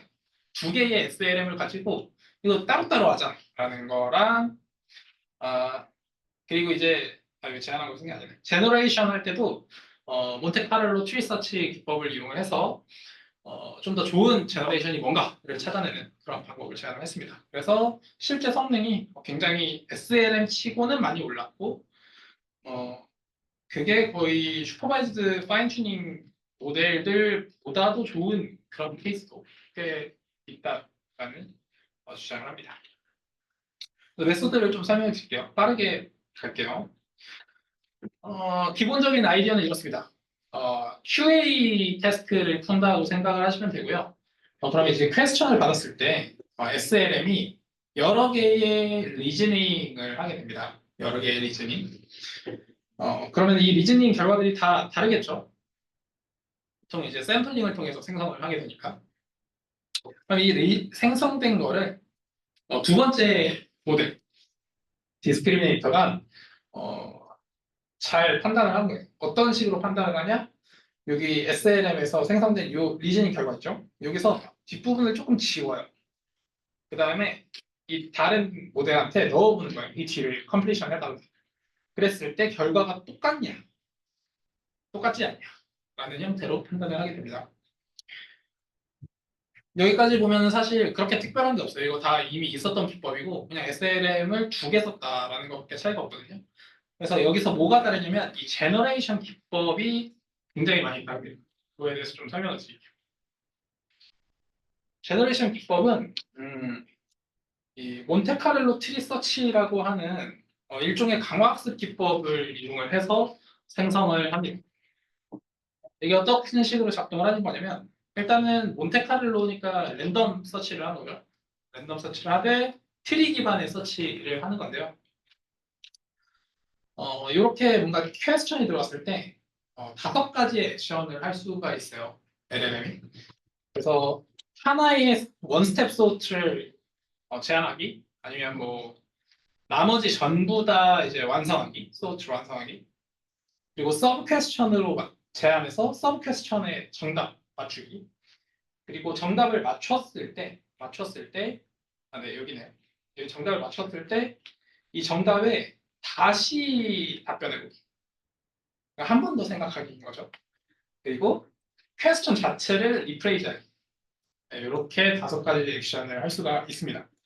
그래서 다시 답변하기는 답이 있는 경우에만 할 수 있고, 그러니까 A3 다음에만 할 수 있고, 리프레이즈하기는 이제 첫 번째 퀘스천에서만 진행을 할 수가 있고, 나머지는 이제 다 그냥 진행할 수 있고요.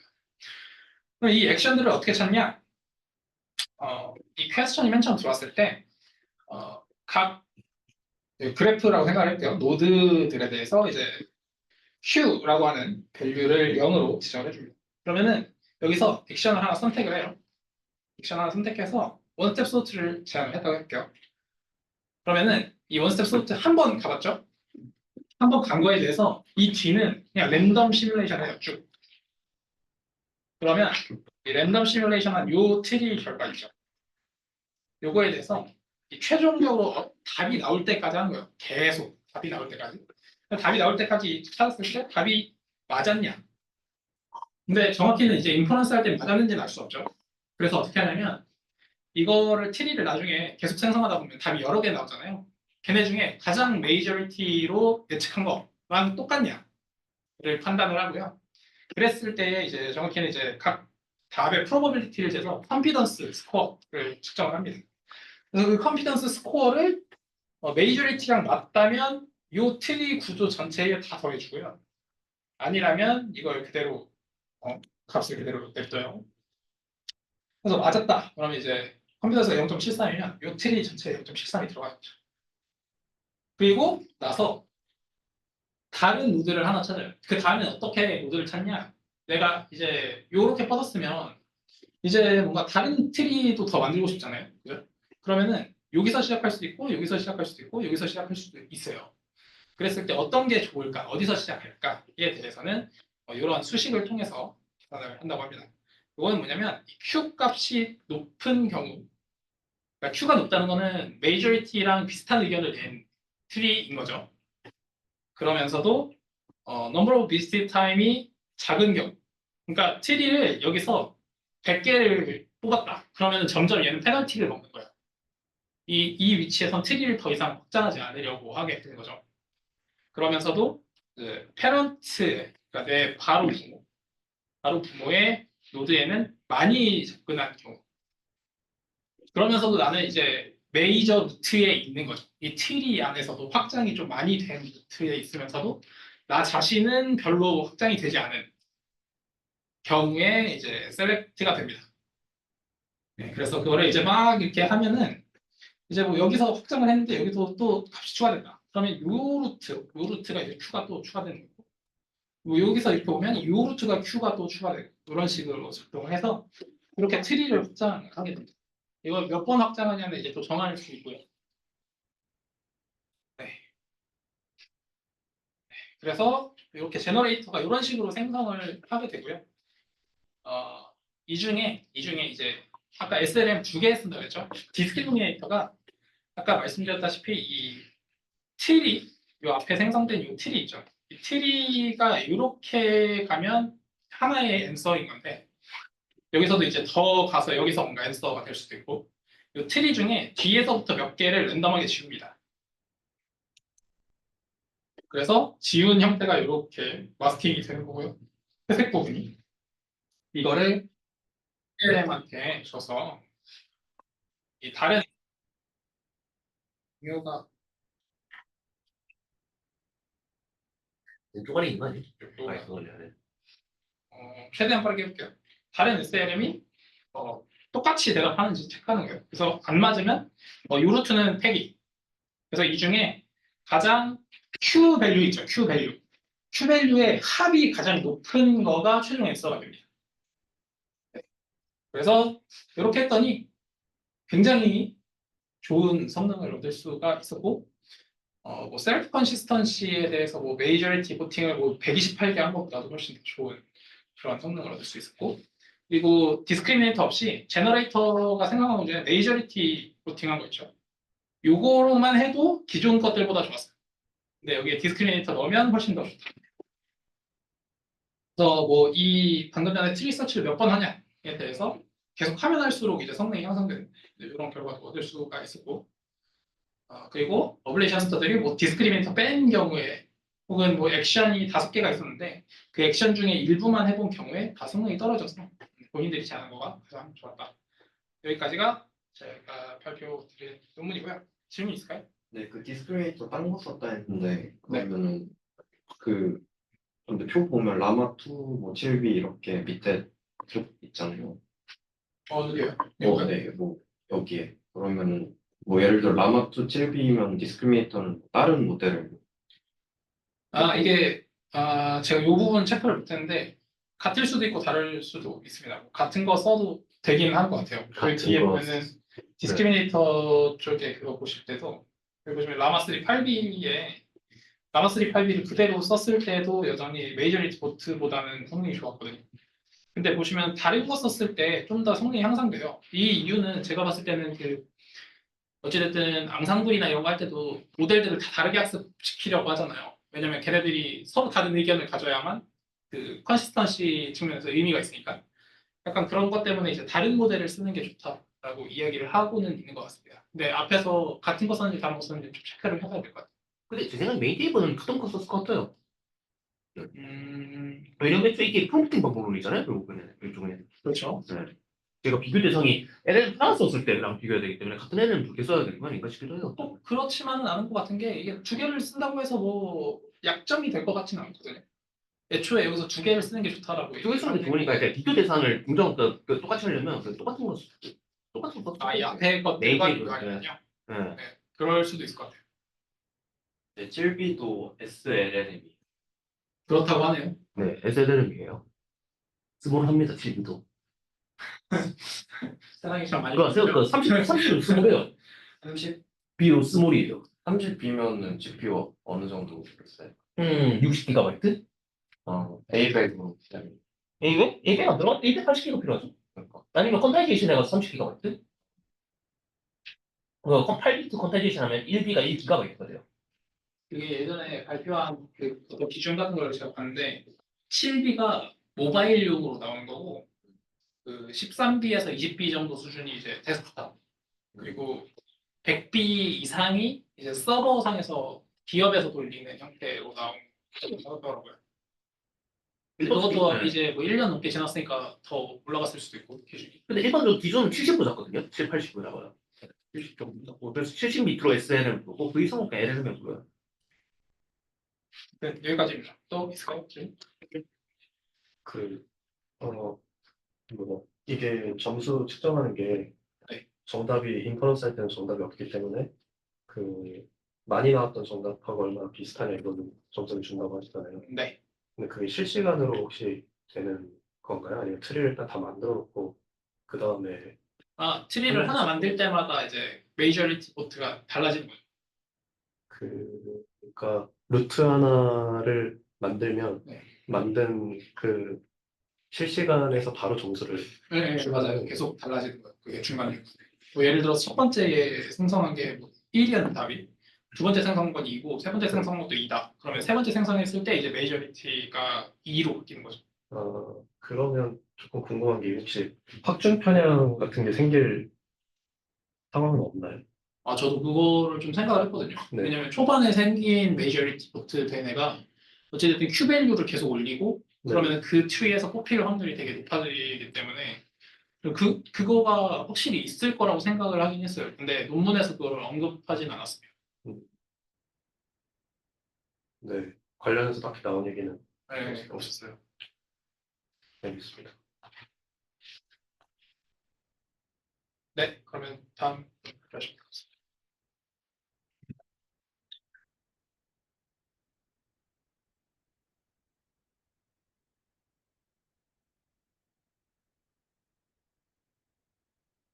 여기다. 얘기하면 네. 네, 저는 금방 끝날 것 같은데 그 플럭스라는 이제 모델이랑 여기에 어떤 이제 기술들이 사용이 됐는지 그거를 위주로 좀 준비를 해봤고요.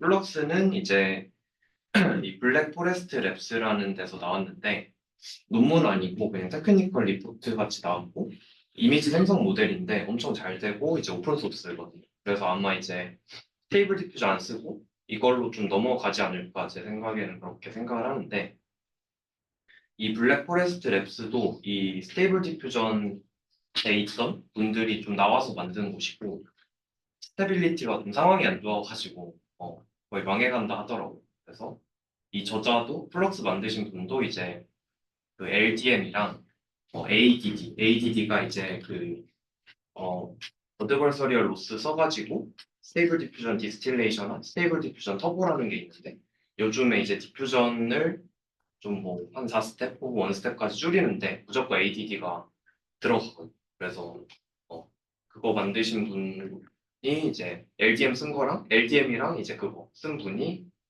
이제 스테빌리티에서 나와서 만든 어떤 그 모델이다라고 생각하시면 되고요.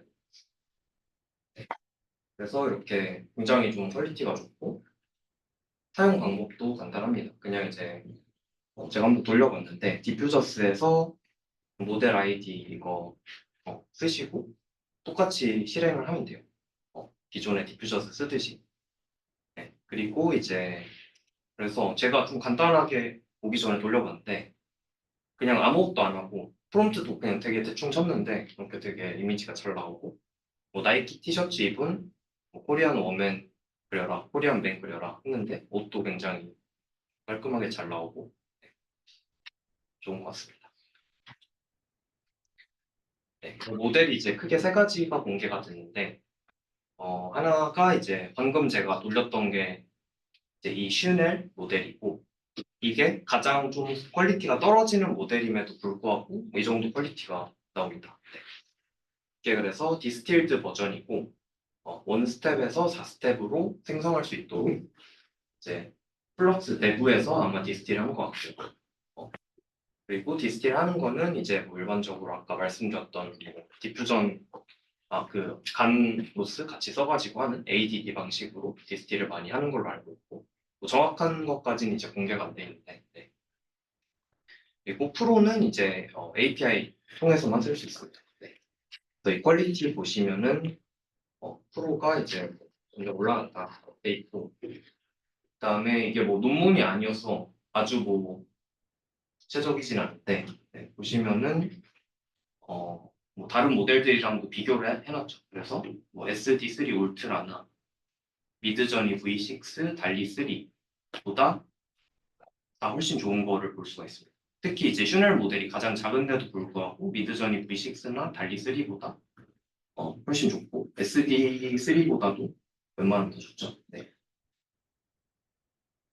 그리고 이제 뭐 다양하게 비교를 해놨고 그리고 이 스코어는 일로 스코어를 또 많이 쓰는 것 같더라고요. 요즘 그 NLP에서도 쓰는 걸로 아는데 이제 이미지를 1대1로 페어로 두고 좋냐 나쁘냐를 계속 비교하는. 그래서 체스 이제 둘 때의 점수를 일로 스코어로 재는데 뭐 LLM이 이해로 거죠. 네. 어떤 그러니까 이해로죠, 이해로. 어 네, 글자 안 보여. EL로 네. L로 네 EL로 그래서 이거를 많이 쓰는 것 같고 그거 말고도 아까 이제 그 태성님이 말씀하셨던 뭐 프롬프트 팔로잉 사이즈, 베러빌리티, 비주얼 퀄리티 뭐 이런 다양한 좀 매트릭들을 써가지고 평가를 했다라고 합니다. 여기 뭐냐, 저 크리에이티브 케이퍼빌리티인가요? 어디 왼쪽 아래에 있는 비디오에서 네네. 저게 무슨 요거는 학술적인 용어는 아니고 네. 그냥 자기들 홍보 목적으로 아, 낸 것 같아요. 이거 정확히 뭔지 모르겠는데. 네.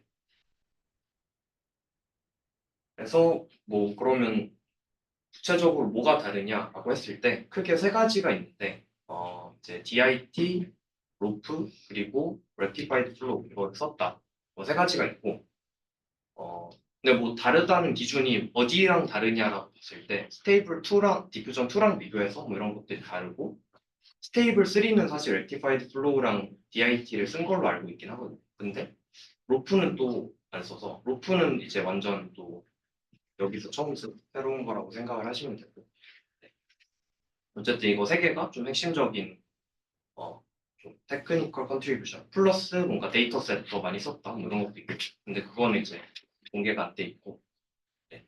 그래서 일단 오늘 설명드릴 거는 이 렉티파이드 플로우 매칭 좀 원래 준비를 하려다가 너무 어려워서 이거는 다음 기회에 제가 공부를 좀 더 해야 될 것 같고 이 위에 두 개 스케일링 그 DIT 트랜스포머 키우는 거랑 이제 로프 두 개를 설명을 드리겠습니다. 네. 그래서 일단 이 DIT 키우는 거는 그 비전 트랜스포머 스케일링한 이 연구에서 그 구조를 참고를 했다라고 나와 있고요. 그래서 이것도 간단한데 이거는 이제 그 구글 리서치에서 나온 논문이고 ICML 23년 논문입니다. 조금 된 거긴 한데 이제 되게 간단해요. 그래서 이거를 22빌리언으로 키웠는데 이거를 키우는 이거를 키울 때 이제 그냥 키우면은 잘 안 되더라 해서 얘네들이 한 개 두 가지가 있습니다. 첫 번째로 이제 패럴렐 레이어를 썼다라고 하고 이게 이제 원래는 시퀀셜하게 레이어놈하고 어텐션하고 MLP하고 레지듀얼하고 이런 식으로 하잖아요. 그렇게 안 하고 레이어놈 한 이 아웃풋을 MLP에도 태우고 바로 어텐션에도 태웁니다. 그 다음에 이거를 병렬적으로 그냥 더해주는 구조거든요. 그래서 이런 식으로 패럴렐하게 하면은 뭐가 좋냐 하면은 병렬 처리가 잘 돼서 그 GPU 상에서 더 빨리 돌아간다라고 합니다. 네. 그래서 보시면은 라지스 모델 트레이닝이 15% 정도 빨라지는데 퍼포먼스 데그레데이션 없다. 이렇게 되어 있고요. 그래서 이게 이제 하나 컨트리뷰션이고 그 다음은 어텐션에서 QK 노멀라이제이션 해주는 거. 그래서 이것도 이제 이게 좀 더 중요한 것 같은데 아까 거는 이제 뭐 속도만 빠르게 했다면 이거는 이제 이걸 안 하면은 좀 모델 키울 때 이제 다이버전스가 일어나서 학습이 잘 안 된다라고 합니다. 그래서 이 인풋을 이제 이게 쿼리죠. 키고 쿼리 키를 그냥 해주는 게 아니라 레이어룸 해주고 한다 하는 간단한 아이디어고 이렇게 했을 때 안정성이 훨씬 올라가서 그 BIT 키 크기를 키웠을 때 학습이 되더라 하는 겁니다. 네. 하나 질문 될까요? 네네. 그 사실 NLP에서는 저거 안 해도 140까지 올리잖아요. 똑같은 트랜스포머 구조인데. 왜 비전에서만 저런 걸 해줘야지 왜 그거 보시고 스케일링하는 문제가 생긴 걸까요? 그러게요. 따로 뭔가 그 논문에서 뭔가 생각한 바가 있는 거 싶어가지고 그러면서 뭔가 비전만에 뭐가 있나요? 이거 사실 아키텍처 완전 동일하잖아요 사실. 지금 한번 생각.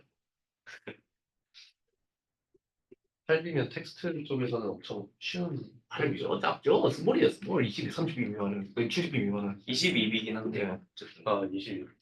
근데 뭐 그 500비도 가까이 시키는데 아까 플럭스는 좀 더 작긴 하죠. 22비는 아닌 걸로.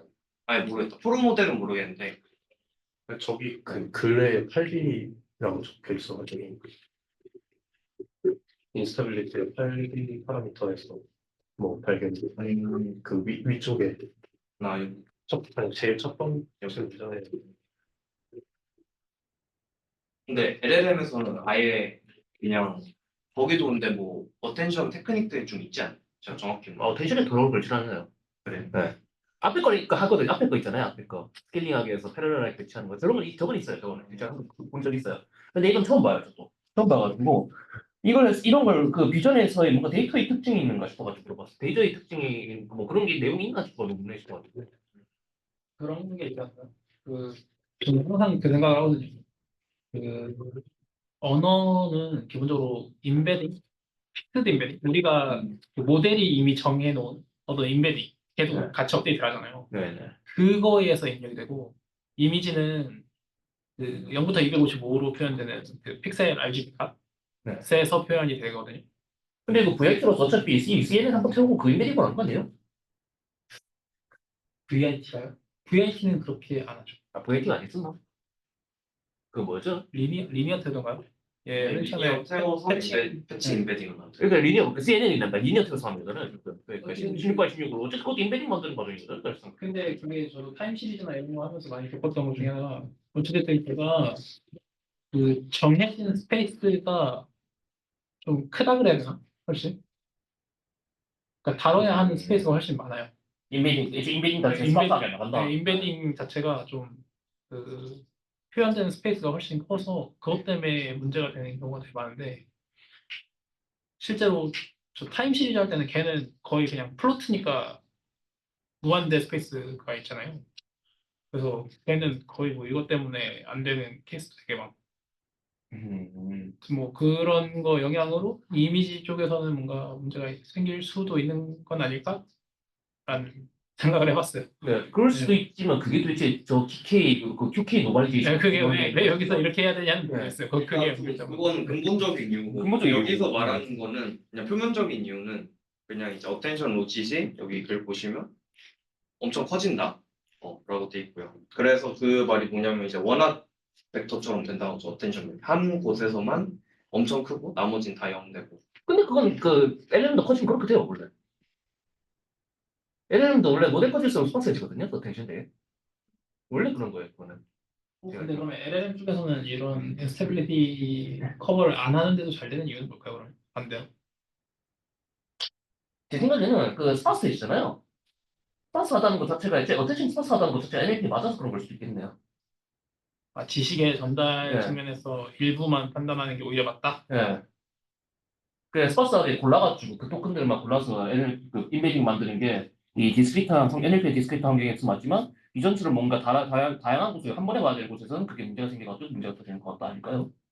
아, 그러면 비전은 약간 그게 있는 거예요. 그 이미지 안에 영역으로 봐야 되는데 그 네. 영역이 여러 토큰에 걸쳐서 나타나니까 그것 때문에 어렵다? 네, 그럴 것 같기도 해요. 그냥 보니까. 네. 그 텍스트, 그 NLP 같은 경우에 토큰 거의 되게 스파스해요. 어떻게 찍어보면. 네. NLP도 결국에는. 그래서 그걸 좀 결국에 노멀하게 해주면 얘는 결국에 그걸 좀 펴기 위해서 그런 게 아닐까 싶기도 해요. 지금 봤을 때니까. 네. 어텐션 자체를 좀 피기 위해서. 그 상태를 유지해도 되냐 아니냐 하는 거예요. 도메인에 따라서. 네. 그래서 컨텐츠 똑같으니까 그렇게밖에 해석이 되지 않나 싶기도 하고요. 그럴싸한. 또 궁금한 게 LLM은 뭐 엄청 뭐 몇백 비까지 한다 했잖아요. 네. 비전은 왜 그렇게 크게 안 할까요? 스케일링 뭐가 못 따라가서 그런 걸걸요? 못 따라서 그런 거 아닌가요? 못 따라간다는 게 데이터가 부족해서. 아니야, 데이터가 부족한 게 아니라기보다는 스케일링 로가 제일 중요한 것은 그거잖아요. 우리가 계산량 투입했을 때 그만큼 성능이 올라가야 된다는 거잖아요. 그 되게 깔끔한 깔끔하게 수식으로 나와준다는 건데 그게 못 따라 수렴을 해버린다든가 그런 거 아니에요 단순하게. 그 준하님이 비전 스터디 때 발표했던 게 있잖아요. VAR. 걔가 그나마 스케일링러가 되고 그 앞에 AR들은 잘 안 됐던 거 아닐까요? 그래서 VAR도 나온 지 얼마 안 됐으니까 그거에 기업들이 뭔가 뭐 수백억 쏟아서 만들기가 약간 시간 짧았던 건 아닐까? 그런 생각도 들긴 하네요. 뭐 그건 제너레이션 모델이고 이거는 그냥 인코더긴 한데 인코더는 사실 평가도 애매한 것 같긴 해. 이미 거의 정복이 된 느낌이어서. 근데 또 하나 더 하자면 사실 그 애초에 NLP에서도 인코더를 70비까지 하는 일이거든요. 네, 디코더를 70비까지 늘리지. 애초에 인코더를 70까지 늘려야 될 이유는 무엇인가? 그런 게 좀 기네요. 이 논문은 어쨌든 인코더에 네, 대한 이건 얘기인 거니까. 인코더고 그냥 평가는 그냥 이 리니어 프로빙으로 합니다. 그래서 모델 올려놓고 원 리니어 레이어 달아서 이런 데이터셋에 뭐 클래시피케이션이나 제로샷으로 하는 태스크들 평가하는 그런 용도로 이제 이밸류에이션 하고요. 그리고 뭐 스케일링 로우는 약간 이거 보면은 어느 정도 볼 수 있는데 성능이 이렇게 뭐 올라간다. 그러니까 얘네가 파라미터가 몇인지는 저게 단위가 뭔가요? 이게 그 슬래시 옆에 있는 건 패치 사이즈로 알고 있거든요. 이미지 패치 사이즈. 그래서 네. 이게 16x16 패치를 썼다. 14x14 패치를 썼다라는 거고, 여기 이거 보면 될 것 같은데, 여기 있는 G라는 라지 G가 여기 보면 BIT G거든요. 그래서 파라미터가 뭐 1.8빌리언 이거 2는 뭐 3.9빌리언, 이번에 한 게 이제 22빌리언. 그래서 이게 1.8, 3.9, 22빌리언. 뭔가 이거 스케일링 로우를 보여주는 그런 건 없죠. 그러니까 로우를 보여주는 거, 법칙을 보여주는 거. 말 그대로 커질수록 성능이 올라간다 이것만 보여주고 사실 스케일링으로 나오면 실제로 투입 계산량이 나왔을 때 이게 얼마나 에큐리티가 나오는가에 대한 C값으로 나와야 되거든요. 그게. 네. 거를 제가 뭐 꼼꼼히 논문을 보진 않아서 한번 확인을 해보겠습니다. 네, 못 본 것 같긴 해요. 네. 그러니까 말 스케일링 가능하다는 거지 스케일링 로우를 발견했다는 게 이건 아닌 것 같아가지고. 네. 그리고 두 번째는 이거는 뭐 NLP 하시는 분들이면 많이 아실 것 같은데 로터리 임베딩이거든요. 오래된 거 아니에요, 저게? 네, 오래되긴 한데 비전에서 쓰인 건 사실 최근에 와서 쓰이고 있어서 한번 가져왔고 저도 이번에 알았거든요. 그래서 네. 이게 뭐냐면 원래 이제 트랜스포머에서 포지셔널 인코딩을 하는데 그거를 이제 시각화를 해보면은 모델 입장에서는 되게 약간 난수같이 보여요. 그러니까 되게 랜덤해요. 이게. 그래서 이거를 그려보면 화살표가 이리로 갔다 이리 갔다 이리 갔다 하니까 2차원이라고 인풋이 가정을 했을 때 그래서 이 규칙성을 모델이 찾을 수가 없고 그래서 결론적으로 어떻게 되냐 하면은 그냥 이걸 외워버린다. 모델이 트랜스포머 모델이 크니까 그냥 이걸 다 외울 수가 있는데 문제는 그걸 포지셔널 인코딩 외워버리면 이제 학습 데이터에서 일반적인 그 데이터 비리의 분포가 있을 거예요. 근데 그게 이제 그걸 넘어가는 순간 이게 익스트라폴레이션이 안 된다. 그래서 뭐 이번 NLP에서 보는 건데 퍼플렉시티 기준으로 봤을 이 문장의 길이가 길어지면 길어질수록 성능이 급격하게 나빠지는 거를 확인할 수가 있죠. 크면 클수록 안 좋은 건데. 네. 근데 이제 루프를 쓰면은 엑스트라폴레이션 훨씬 잘 된다라는 거죠. 저 근데 궁금한 게 있는데 네. 이게 어찌됐든 사이너소이드든 루페든 그 인베딩 값을 더해 주는 형태인 거죠? 그러면은 루페도 여전히 암기 가능한 수준의 밸류들인데 그러니까 암기를 못하게끔 그러니까 일반적인 제너럴한 패턴을 알 수 있게끔 하는 테크닉 같은 게 있는 건가요? 네. 그래서 뭐 암기를 못하게 한다기보다는 그냥 모델 입장에서 유추를 훨씬 더 쉽게 하면 암기 대신에 그냥 유추하게 되지 않을까 하는 거고요. 그래서 그 유추를 쉽게 한다는 게 어떻게 하냐 하면 그냥 로테이션을 시켜버리고 포지션 인코딩 대신 보면은 그 i가 이제 그 하나 벡터에서 잠시만요. 네, m이죠. m이 이제 그 위치, 포지션입니다. 그래서 포지션이 달라질 때마다 이 인베딩 벡터를 그냥 로테이션해서 돌리겠다라는 거고, 일정 간격으로. 그게 아이디어의 전부입니다. 근데 이걸 어디서 돌리냐 하면은 어텐션 들어가기 전에 펄이랑 키 인베딩 벡터를 그냥 로테이션 시키겠다라는 거고요. 근데 이제 이게 2차원이잖아. 그러면 이제 이걸 어떻게 돌리냐? 이건 2차원이 아닌데 그냥 두 개씩 잘라서 돌립니다. 그래서 이게 뭐 32디멘션이다. 그러면 2차원으로 16개로 쪼갠 다음에 그 2차원 벡터들을 그냥 다 로테이션 시키는 거고요. 그렇게 하는 건가요?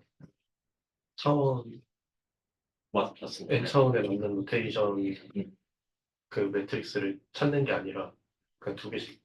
네, 맞아요. 네, 짝해가지고 곱하면 저기 각도가 나와요. 제가 알기로. 근데 네. 그렇게 쪼개서 쓰게 되면 그 투 디멘션마다 의미를 가져게끔 학습이 되는 건 아니에요? 네? 그러니까 그 32 디멘션이면 16개의 서로 다른 의미를 가진 스몰 벡터들의 조합으로 학습이 되는 거죠. 근데 어차피 쿼리키에만 하잖아요. 쿼리키는 같은 그 위치의 디멘션들끼리 내적이 되니까 네. 결국에 그 어떤 상대적인 로테이션만 우리가 조절을 하겠다는 거죠. 그래서 그런 의미죠. 네. 이제 트랜스포 되니까 지금 R끼리 곱해주고 정확하게 R 합쳐진 거잖아요. 저기 하나 인베딩이 되는 거죠. 사이에 인베딩이 되는. 네. 그게 정확하게 그 사이 각도가 나오고 R이. 네, 그거는. 그래서 각도가 뭐 크면 클수록 뭐 쿼리키가 덜 서로 어텐드를 하겠죠. 네. 뭐 그런 의미고.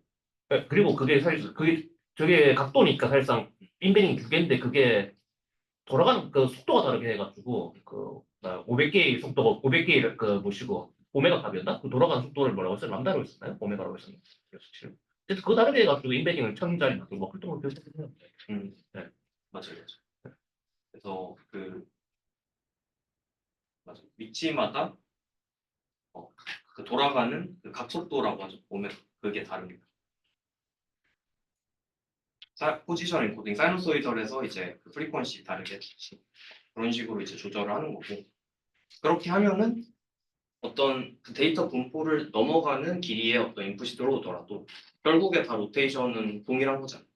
그러니까 그 익스트라폴레이션이 훨씬 잘 된다 하는 게 원래 이제 이 논문이었고, 근데 이거를 이제 그럼 비전에서 어떻게 쓰느냐? 사실 쓰는 건 똑같은데 뭐 그리고 사실 해설도 저는 이제 그냥 제 추측이긴 해요. 그래서 이게 BIT 인코더에서 쓴 게 하나가 있고, 그다음에 그 아까 DIT 플럭스에서 이거를 처음으로 또 썼는데 이미지 생성할 때 일단 이 인코더 쪽에서 분석을 한 논문이 있더라고. 올해 나온 거고, 올해 ECCB 24년도 나온 거고, 네이버에서 이제 그 네이버 AI 그 윤상수님이 쓰신 논문인데, 그래서 이 로타리 인베딩을 비전 트랜스포머에서 분석을 한 거고, 이제 이미지에서는 이제 뭐 길이라는 거 대신에 인풋 레졸루션 있잖아요.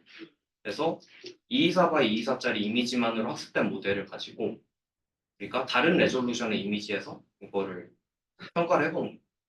딴 거는 보면 이제 뭐 다른 뭐 인코딩 방식들은 성능이 급격하게 떨어지는데 로프는 훨씬 덜 떨어지는 걸 확인할 수가 있죠. 오히려 224에서 했는데 256에서 성능이 좀 좋아지는 건 좀 신기하긴 한데 어쨌든 뭐 이런 식으로 그래서 비전에서 이제 핵심적으로 가져갈 수 있는 장점은 학습 이미지의 그 레졸루션과 이제 다른 어떤 테스트 이미지가 왔을 때 이제 제너럴라이제이션이 잘 된다. 이게 이제 하나가 있는 것 같고요. 그리고 이거를 이제 그 이미지 생성 쪽에서 가져와 보면 이거는 사실 뭐 저자들이 언급하고 있는 것도 아니고 관련된 논문도 제가 못 봐가지고 그냥 제 뇌피셜이긴 한데 가장 중요한 게 일단은 이미지 생성을 할 때 이미지 생성을 하려면 뭐 옛날 모델들은 그냥 크롭을 하거나 그냥 리쉐입을 해가지고 다 정방향으로 만들어서 그냥 학습을 했었죠.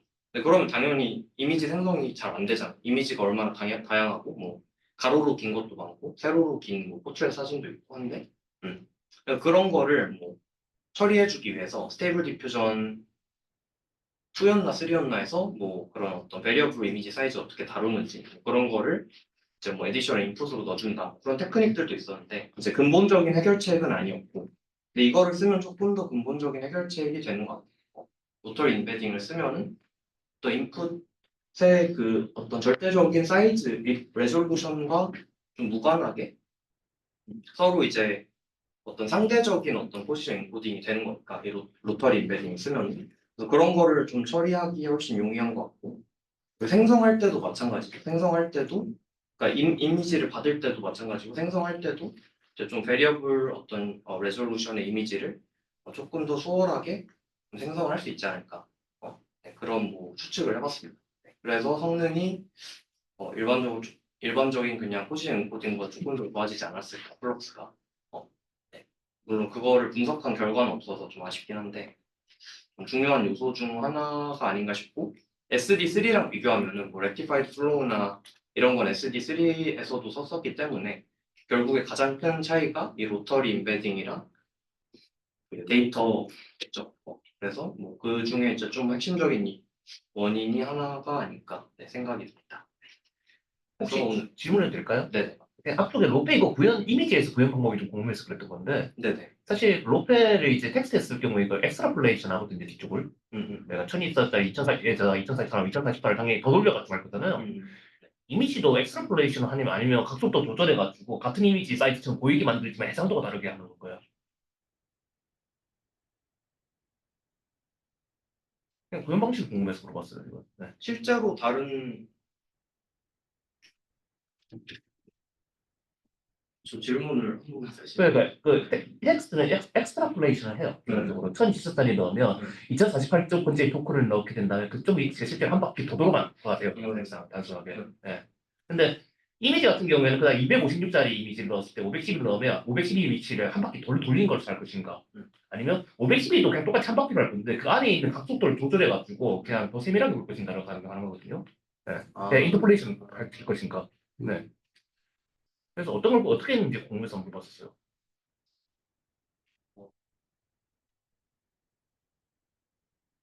저 실험에서는 어떻게 했냐? 그 뭐냐 뒤에 페이지. 여기요? 네, 저 테이블 만들 때 페이지 이거는 제 생각에 무조건 그 인터폴레이션 셈이라 그렇게 했을 것 같고 근데 생성은 잘 모르겠어요. 그럴 것 같은데 그거에 따라서 좀 결과가 많이 달라질 것 같아요. 그러니까 뭐 그냥 화질만 단순히 좋아지는 건지 아니면 오브젝트가 실제로 작아지고 뭐 주변에 배경이 더 생기는 FOV를 뭐 줄이는 효과가 줄이는 효과가 생기는지 그거에 따라서도 좀 컨트롤러블하게 할 수 있지 않을까 둘 다. 잘 쓰면 특정 부분만 되게 세밀하게 레졸루션 올리다든가 그렇게 가능할 거잖아요. 사실. 그건 또 되게 재밌는 인터폴레이션 된다면 해보고 실 싶을 테니까. 네. 이게 그 플럭스에서 아니 로터리 인베딩을 생성 모델에서 썼던 게 플럭스 말고 다른 게 있었나요? 이거 말고 그 얼마 전에 3D 스터디에서도 하나가 나왔는데 네. 그거는 이제 그 트랜스포머 모델 아키텍처 기반으로 이제 인풋 이미지랑 카메라 각도를 넣으면은 노블뷰를 만들어주는 그런 모델이었는데 그것도 이제 로터리를 썼다고 돼 있었고 그래서 거기서 저희가 처음에 추측을 했던 게 카메라 각도는 상대적인 거니까 그런 면에서 뭐 로터리 인베딩을 쓰면 장점이 있지 않았을까 그거에 대한 어블레이션 없었는데 뭐 그런 식으로 처음에 얘기가 나왔는데 이번에 이제 플럭스 보면서 또 확인을 해가지고 가져왔어요. 그러면 그 플럭스라는 논문에서 이 루프를 썼을 때 장점에 대한 얘기는 있었나요? 플럭스는 일단 그 자세히 뭔가 공개된 게 없어가지고 네. 네. 일단은 뭐 얘네들이 썼다라고만 돼 있고 그거에 대한 실험적인 어떤 거는 공개가 안 돼 있어요. 아, 리즈닝이 아예 없었네요. 일단은 플럭스가 논문이야. 그냥 홈페이지여서 네. 그렇습니다.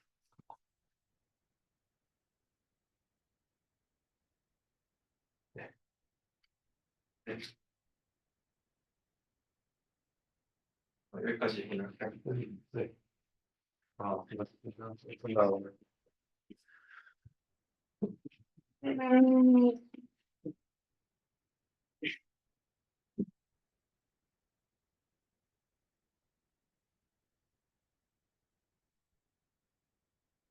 그렇습니다.